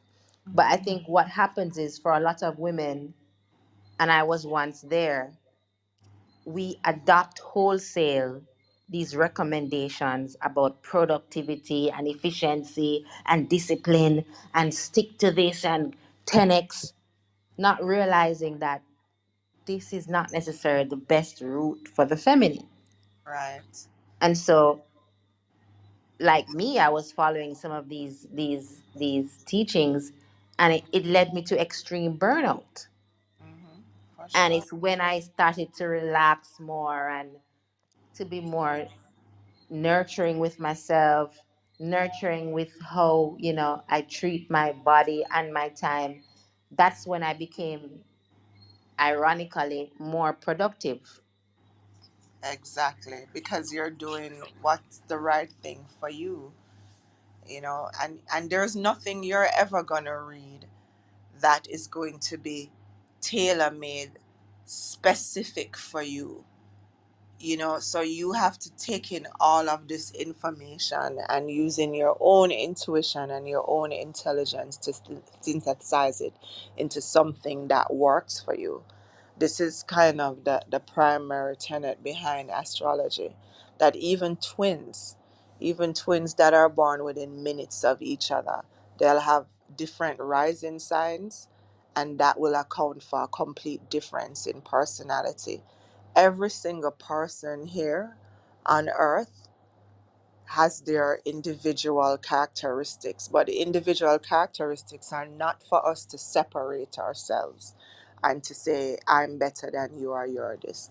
It's about the roles that we have to fulfill, our purpose here on earth. That's what the individual characteristics are for. For us to individuate to see what we're good at. And then when we figure that out, then we can come together and work with our strengths. And our weaknesses, basically. But Yeah, but Kasani, yeah, some might yes. say we're giving contradictory advice or Mhm, making contradictory statements. If on the one hand we acknowledge and agree that mhm. we're living in a society, a world, a system that does not honor the feminine, does not respect the energy of the womb, the role of the womb, asking women to tap into their femininity is almost like asking them, some would say, to give up their means for survival. You're And it's telling the me, opposite. okay, break that down for us. It's the opposite. When you're functioning at the highest potential as to who you really are, as opposed to this wholesale idea that's given to you as to who you should be, what you okay. The idea that's given to us, right? You should go to school, go to college, do the best you can, come out, get a job, find somebody, get married, have a bunch of kids, buy a house, buy a car, pay a And mortgage, pay your taxes, then you're dead, right? That's basically most people's idea of mid-range success, and some people do amazing at that, and then they say they are rich or millionaires, and they go off to do other things. That's maybe the life purpose and the cosmology of one person that in your circle. But if everybody's pursuing this thing, you have given up on yourself and your goal and your role. It's like if somebody's quiet and they don't talk a lot, right? And them shy, and they're very what would we say, like scientifically inclined. Like my daughter was very much like that. For me now to get up and say, no, you should talk, you should be sociable, you should be blah blah blah, that's foolishness. You are who you are, and what you're supposed to be doing is maxing out what you are. But most people don't know what they are. Most people, because that's what school is. School was designed to get a bunch of people ready for the working world, to work, to basically be capitalist slaves, basically, not to honor the individuality of each person, of your strengths and your weaknesses, so that you can individuate at your highest level to see how you can incorporate yourself into society. And for those of us that step, I cannot tell you the amount of people, my family included, close friends, my ex, that when I decided that I wasn't going to go the corporate route, even though I studied finance in college, when I decided, so you know what, I'm going to run away and go to an island and go live in a tent and study healing, ancient healing modalities. That's what I'm going to do with my life. That's what I wanted to do. That's what felt good. But I mean, people that loved me were scared for me. They thought that I was going crazy. That's a real thing. Why? Because I was stepping away from what was considered, normal, or the societal standard of what I should do to achieve success. But my success looks different from everybody else's success. And that's the route for some people. Some people were supposed to go and work in finance, and that is how they are going to individuate and make the world a better place. But you have to know for yourself. You have to know for yourself when you find out you're following a route, or look at trends and how people dress. That's one of the most amazing things to me today. I have literally gone out at a party and I wear glasses and I don't wear them when I go out. So, I'm kind of like, just everything just looked like a baseline. And I swear I was just looking at everybody just looked exactly like each other. Like, what is this? The same hair, the lashes, this, this idea that something is pushed out in the pop culture as to what is valuable, and then everybody run after it. But when you do that, you abandon yourself and your individual role. What's right for you is what I think is a more valuable question that each person should be asking.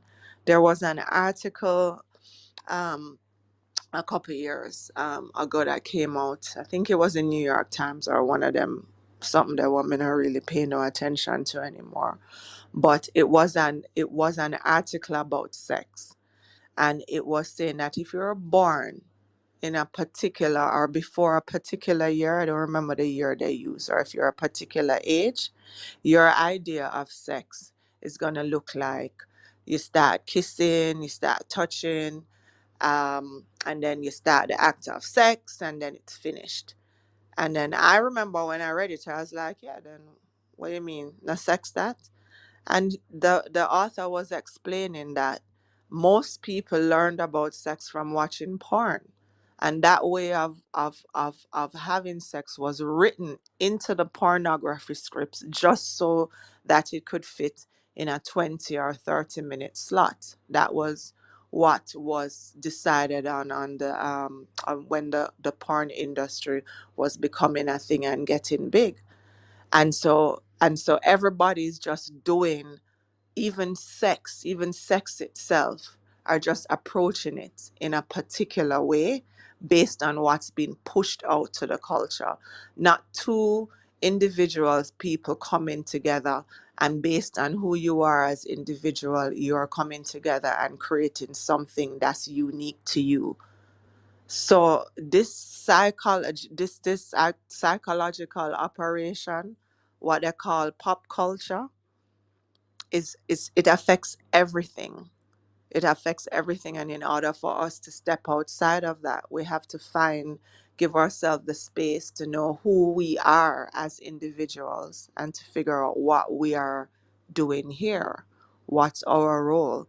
And if it looks exactly like somebody else's and like a whole group of people, I can tell you that that's an indication that you're living a brainwashed life.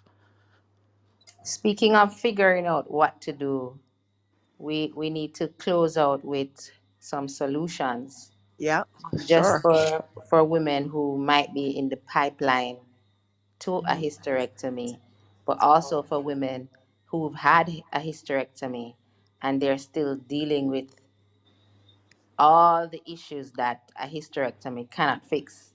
Mhm. Um, so I know we spoke about diet as contributing factor to a lot of this heavy bleeding and cramping and all of that. Mhm. But trauma, Mm. Trauma work, shadow work, very yeah. necessary. So currently in my practice, and this is a huge one in Jamaican society, because now we're gonna jump right out the window, right down the rabbit hole. My most recent work dealing with trauma is through plant medicine, through the use of psychedelic mushrooms. All right. And that's intense. It's not for everybody. Not everybody can start their trauma work there. For some people, they will have to do things beforehand, like yoga, meditation. These things, the physical effects of yoga are just side effects. It's not what it's for. It's for you to get deep into your psyche, into your subconscious, because everything that we're dealing with, that's negative, it started somewhere, usually between ages 0 and 7. And the body keeps the score, so it's all there. So we work through the breath and the body. And sometimes when you're working consistently, a lot of times working consistently, doing somatic release and body work, there is a actual physical release that happens in the class. So as I would say, one of the solutions, or maybe you feel more inclined to talk therapy, but I would say you have to get your body moving. Move your body in a way that's healing. Work on your breathing patterns. If you're not ready to adopt a strict diet, most people know the eating habits that they have that are unhealthy for them.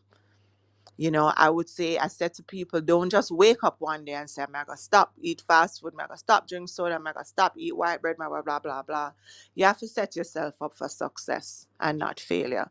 So you just start with one thing, just a small thing. Because like I said before, the energy builds on itself. There's something, the higher self or the inner child, that's still alive in everybody, just waiting to be acknowledged. When that sort of self-care and that loving attention, even if it's just a small thing that you achieve, it creates the space, or it creates the environment for something else to come in. So I would say to people, just start, and start small so you can stay consistent, because consistency is the most important thing. I said to people, if you can wake up and meditate for 2 minutes and do some movement, even in your bed, like opening your hips, um, do some work for 5 minutes every morning. It's more valuable than if you go to a 90-minute yoga class once every 2 weeks. The consistency is the most important thing. And there's also, for people who have who have the space, the finances, and the means, and they're just, maybe they're like me. I have a lot of Scorpio in my chart, so I can be very extreme. I don't like to tap the surface of anything. I want to dive deep, rip off the band-aid, and let's go. For people who are like that, we have something for you too. That's who needs to just come to the retreat, because that's what we do at the retreat. We go right in. We go in on an individual basis with everybody first, and then we get together as a group and we do the work, the trauma Wow, release sounds work. amazing. Yeah.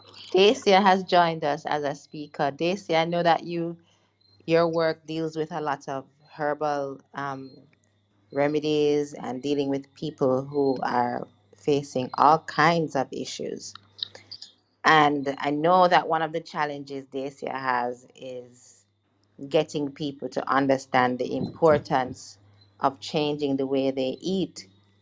Dacia, have you found that it's easier to get people to do it gradually, or do you find that a deep dive is more effective and more necessary?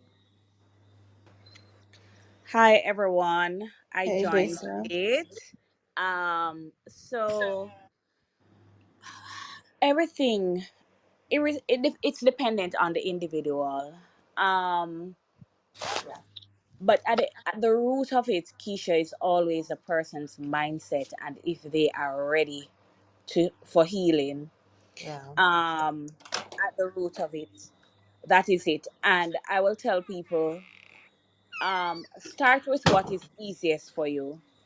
It's very Um, low, Desa. I was Oh, hearing hold you well, on. and Let me then I try. can't hear you Let that me. well. Are you hearing me better now?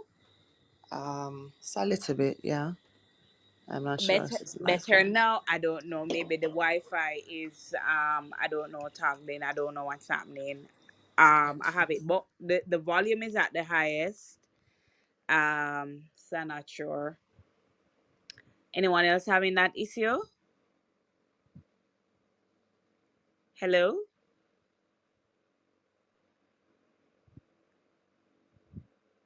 Keisha. You're hearing me? Okay.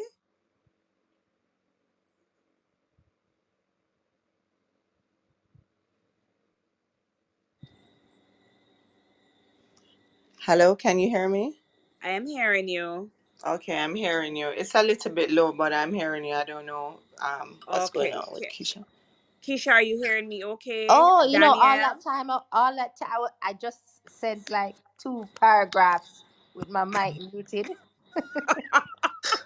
Oh my God, I was busy chatting away. Yes, I'm hearing you both. Go ahead, Dacia. Okay, right. So what I find is the mindset, and it's dependent on the individual and their goals and why they are on this journey.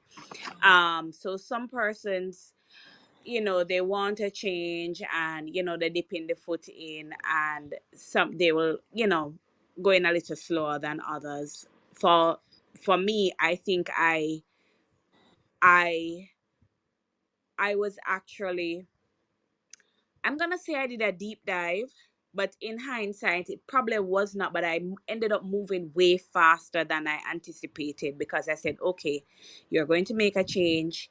And I gave myself until 2023 to actually do a complete transition. And I did it within 6 months. Surprising myself, because like Kasani mentioned earlier, it's like when you start, I don't know what happened, but it's like after a while, I just lost the taste for certain things, and my eyes were open to certain things and so forth. And so the transition was quicker. But it was because I had a particular mindset. So I saw things differently. And I didn't look at it as a difficult feat. I more looked at it as something that, oh my God, am I too late? um so it wasn't a case where, okay, I had an illness, as far as I am aware, that any diagnosis or anything like that as it relates to myself. But I saw it around me, and I was like, I didn't want to be a sitting duck, and I need to make a change now. Plus my daughter had asthma, and I didn't want her depending on pharmaceuticals, because I never had I always had an issue with medications and so forth, and I did not want that to be her life, because I know side effects were sure to come. And so I had to jump in, and that led me on this route. So what I as I mentioned before, mindset. So persons who are serious in terms of healing, um and have a particular mindset, they behave totally different. They are always trying, um they're eager, they're hungry for learning, they're researching. And I find that that set is different. Some will do it gradually, some will jump in. um but at the root of everything, what I have learned within the 5 years is, it's not rocket science. It's the same principles, I would say, and I have narrowed it down to an equation when I'm explaining to people, because many will come to me because they're looking for a one solution, and I have to share that while this will help you, it is just a part of an equation. So yes, there the herbs and the sea moss, that's just a part of it, but at the same time, you have to be doing there's a fasting. You have to now start eating real food, and we have to now educate them as it relates to that, staying active. And within that is a whole discussion, because people, one of the first things when they see that, in terms of their health, the first thing they think of is, oh, I need to go to the gym. When the gym, most gyms have up a big sign, it's a 90-10, 80-20 rule. And for somehow reason, people really don't get that part of it, that the nutrition and the diet is the main part in terms of, well, right, is the main part in terms of helping you to achieve a particular goal. And so they'll be going to the gym, and they're pumping the iron, and they're doing all of this, and they're not getting the results that they want, and they become demotivated. And then, after everybody make their nice New Year's resolution, by February the gym empty again. And then the sleep quality, which Kasani mentioned before, is so important. I mean, I had my personal experience last quarter, where my daughter, she's a creative, and she had so many performances, and I was running up and down with her. And I thought that, oh, eating right, and having the herbs and all of that would help. And I actually got sick. And it was not, and I was trying everything. I mean, I was eating perfectly. I went straight alkaline, and I was drinking my herbs and all of that, and I still got sick. And I was like, no, what is happening? Nothing is changing. What is happening? And I realized that it's when I started to actually get sleep, get more sleep in and resting, that I actually started to get better. So that is something that is very, very important, as Kasani had mentioned. Are you guys still hearing me? Yes, Yeah, man, we're yes, Oh, hearing okay. you. I yes, don't want to be definitely. chatting away. Right. No, man, So it's sleep perfect. and rest is very, very, very critical. So this corporate hamster wheel, that's what I call it, which I was in, and I can talk about that. That corporate hamster wheel where you cannot turn off. You cannot turn off. You're answering emails in the night. You get up to use bathroom. You're checking your phone. um the phone is sleeping beside us. So some of those habits, Keisha, it's difficult, and over time we have to just we have to intentionally, keep reminding ourselves that we need, because I am guilty of it as well. My Sundays were not supposed to be for work, but I found myself today doing work. I found myself, so even being self-employed, we fall in that trap, today I was not supposed to be on social media at all, and I was busy posting, I was busy updating my status. It's out of habit because I somehow feel as though if I'm resting, I'm wasting time. That's what it is, and it's so difficult for me to break out of it. So we have to make a conscious effort to keep doing it, and I'm thinking that with practice, it will improve. And then toxins, the reduction and the elimination. And when I say toxins, it's so wide because sometimes people think it's just the food. That is a big part of it. But then there are people, certain situations and environment and relationships, which sometimes can be family. It's not just man and woman relationship, or sometimes it's with your co-workers, sometimes it's with your partner, sometimes it's with certain friends. So all of these things combined, when we look at it, this if we when someone is sick, these are things that they really need to look on. Decolonization of rest. Yes, yes. People, we really need to look into it. And there's so many things, like when you get into this space, you look with a different eye. Because I was sharing with someone that the whole corporate structure, if people really sit and dissect it, they will see the problems it's actually causing. The amount of co-workers from where I work that died, or they have cancer, or they have illnesses that and the corporate environment doesn't facilitate family, doesn't encourage family, it doesn't encourage sleep, it does not encourage eating properly either. Because one of the things I will find is people are struggling to eat properly, or they're like, oh, because one of the things I said, guys, if you're eating out a lot, you're putting yourself at risk. They don't have time.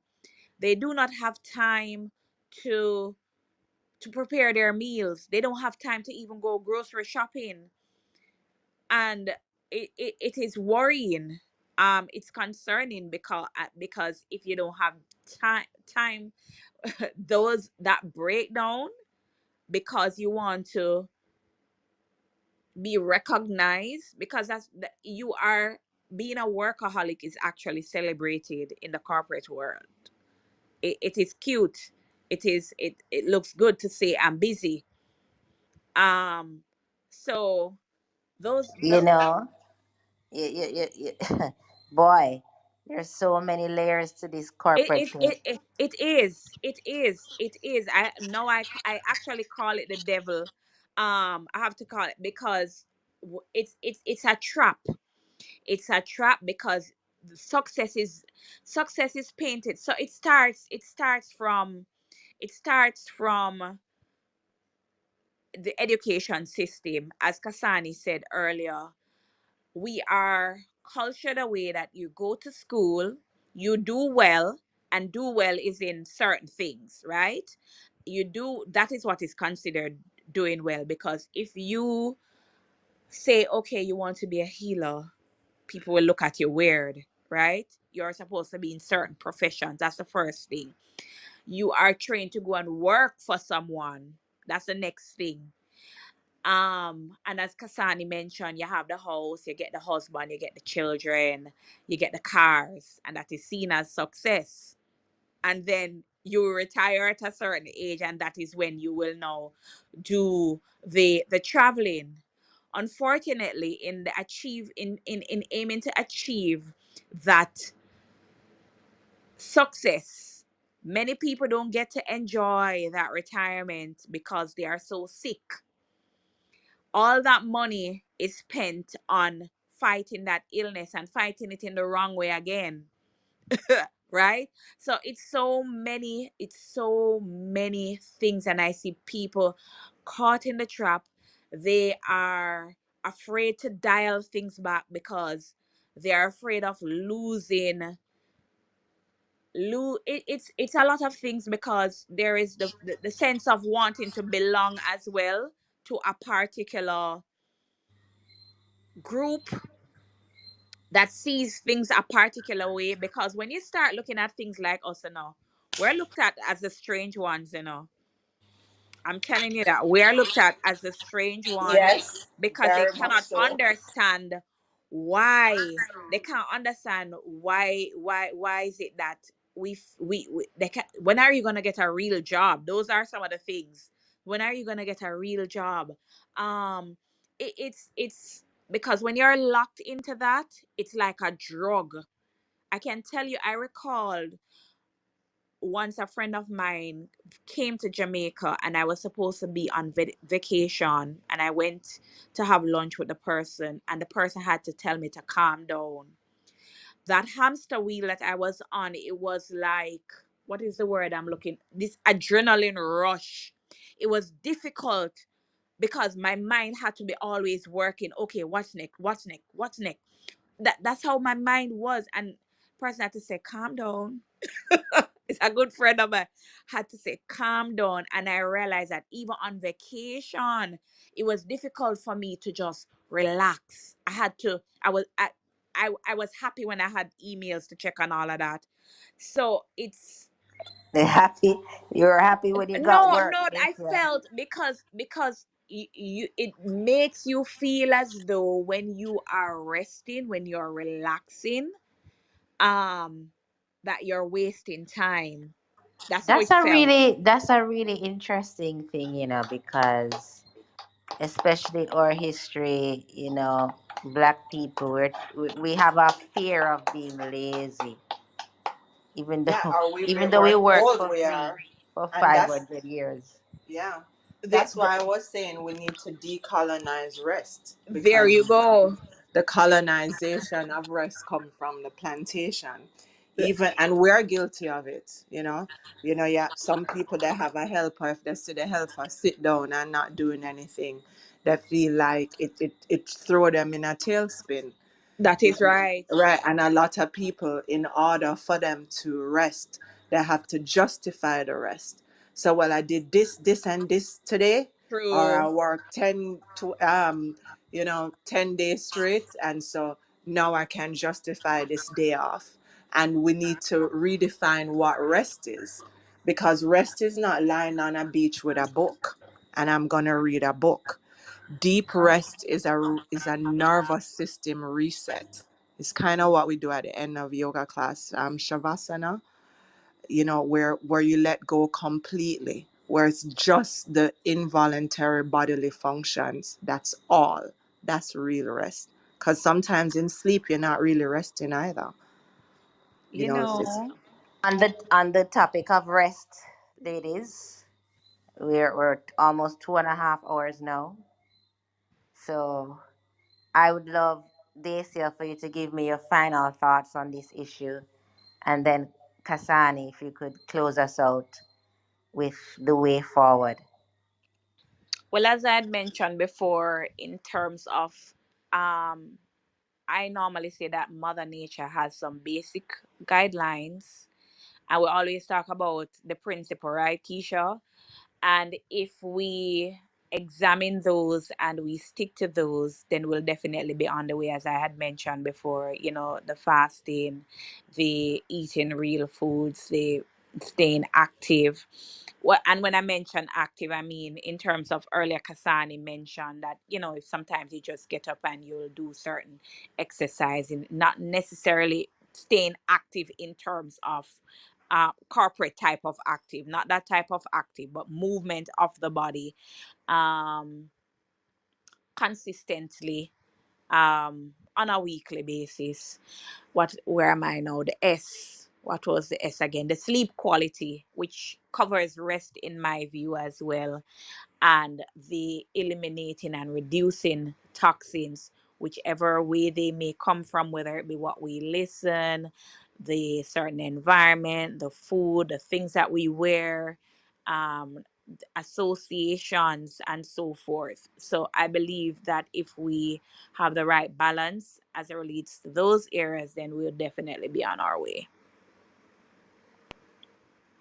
Thank you for that, Dacia. Kasani? Yes, I mean, I would just add on what Daisy is saying. All of that, um, the food quality movement, our body is filled with joints, functional joints, that if we don't move them, all Mhm. sorts of things happen. Mm. Again, our consumption, what we put in our body, fasting, like she mentioned, and one of the things that I'm a big proponent of is detoxing, whatever detox looks like for you.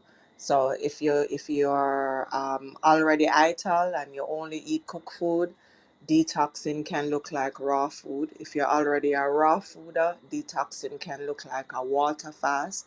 But just incorporate things where you give your body time to rest and heal. Mhm. And it's now 2024 or whatever that means, and we are existing in a world that is completely polluted. The Mhm. drinking water, the water Mhm. that is literally falling from the sky, the Mhm. rain. I have a friend that's a farmer, and he measures the aluminum level in the soil, like immediately after it rains, and it spikes. So there's heavy metals being sprayed or wherever Mhm. it's in the air, and so we don't have any choice at this point. Go to the ocean.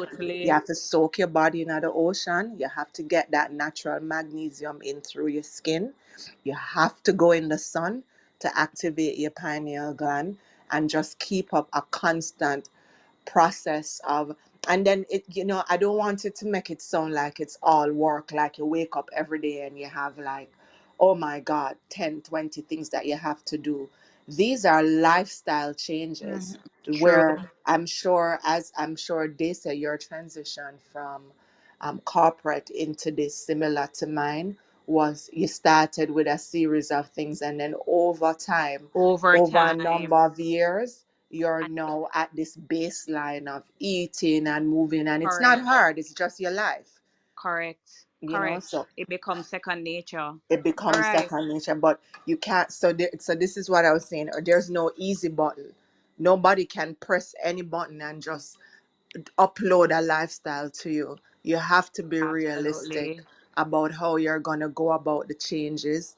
Find a supportive partner, or create a sort of lifestyle or environment that supports the life you're creating, is what I would Absolutely. say. Yeah. Yes.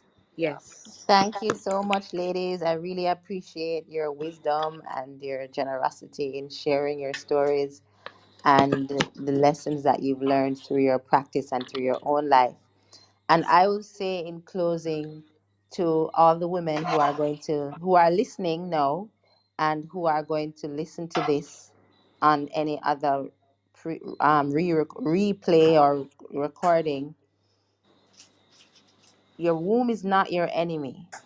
If your womb is acting out of sorts, it's simply trying to communicate with you that something is wrong. Yeah. Something in your life is out of balance. Absolutely. And it's a call to you to take stock, take an assessment of where you are out of balance in your life. You don't have to go start addressing everything all at once, but you must address it. Your womb communicates with you. She might be angry, she might be sad, she might be traumatized. And that's why she's crying. That's why she's bleeding. That's why she's in pain. Mhm. And you deal with that by honoring what else is happening in your life. And you do so gently, you do so patiently, and you seek support. There is support there. There is women doing work like what Kasani is doing with her retreats. There's Dacia that's doing work with her CMOS and her herbs.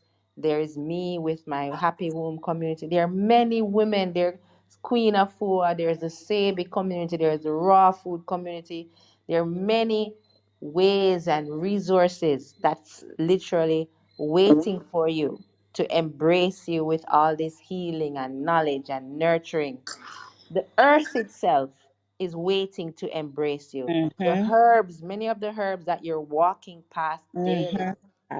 they Absolutely. are literally waving at you and saying to you, hey, let me give you a hug. Let Yeah. me help you. Let me help you heal. You have not been forsaken. The world needs your womb and womb energy. Don't be out of sorts with your womb. Use it as an opportunity to reconnect and to heal. My final words. Thank you, ladies. I hope to do this again soon. We can never get enough conversations about womb I'm telling healing. you. Thank you so much, Keisha. Thank you so much, Daisy, and all the others that came on and patiently listened to what we have to offer. And I hope it's been helpful. It has been. Thank you, Really. ladies. And this, I'm going to make this recording available to the public and to Yes, please. everyone that's on here, so you can splice it, dice it, share it however you like, because we have to spread the word as Have far as to. possible. Have to. Yes. Perfect. All right, ladies, have a good evening and get some rest. Some good rest. Some Thank very you. good deep rest. Bye. Bye bye, ladies. Good night.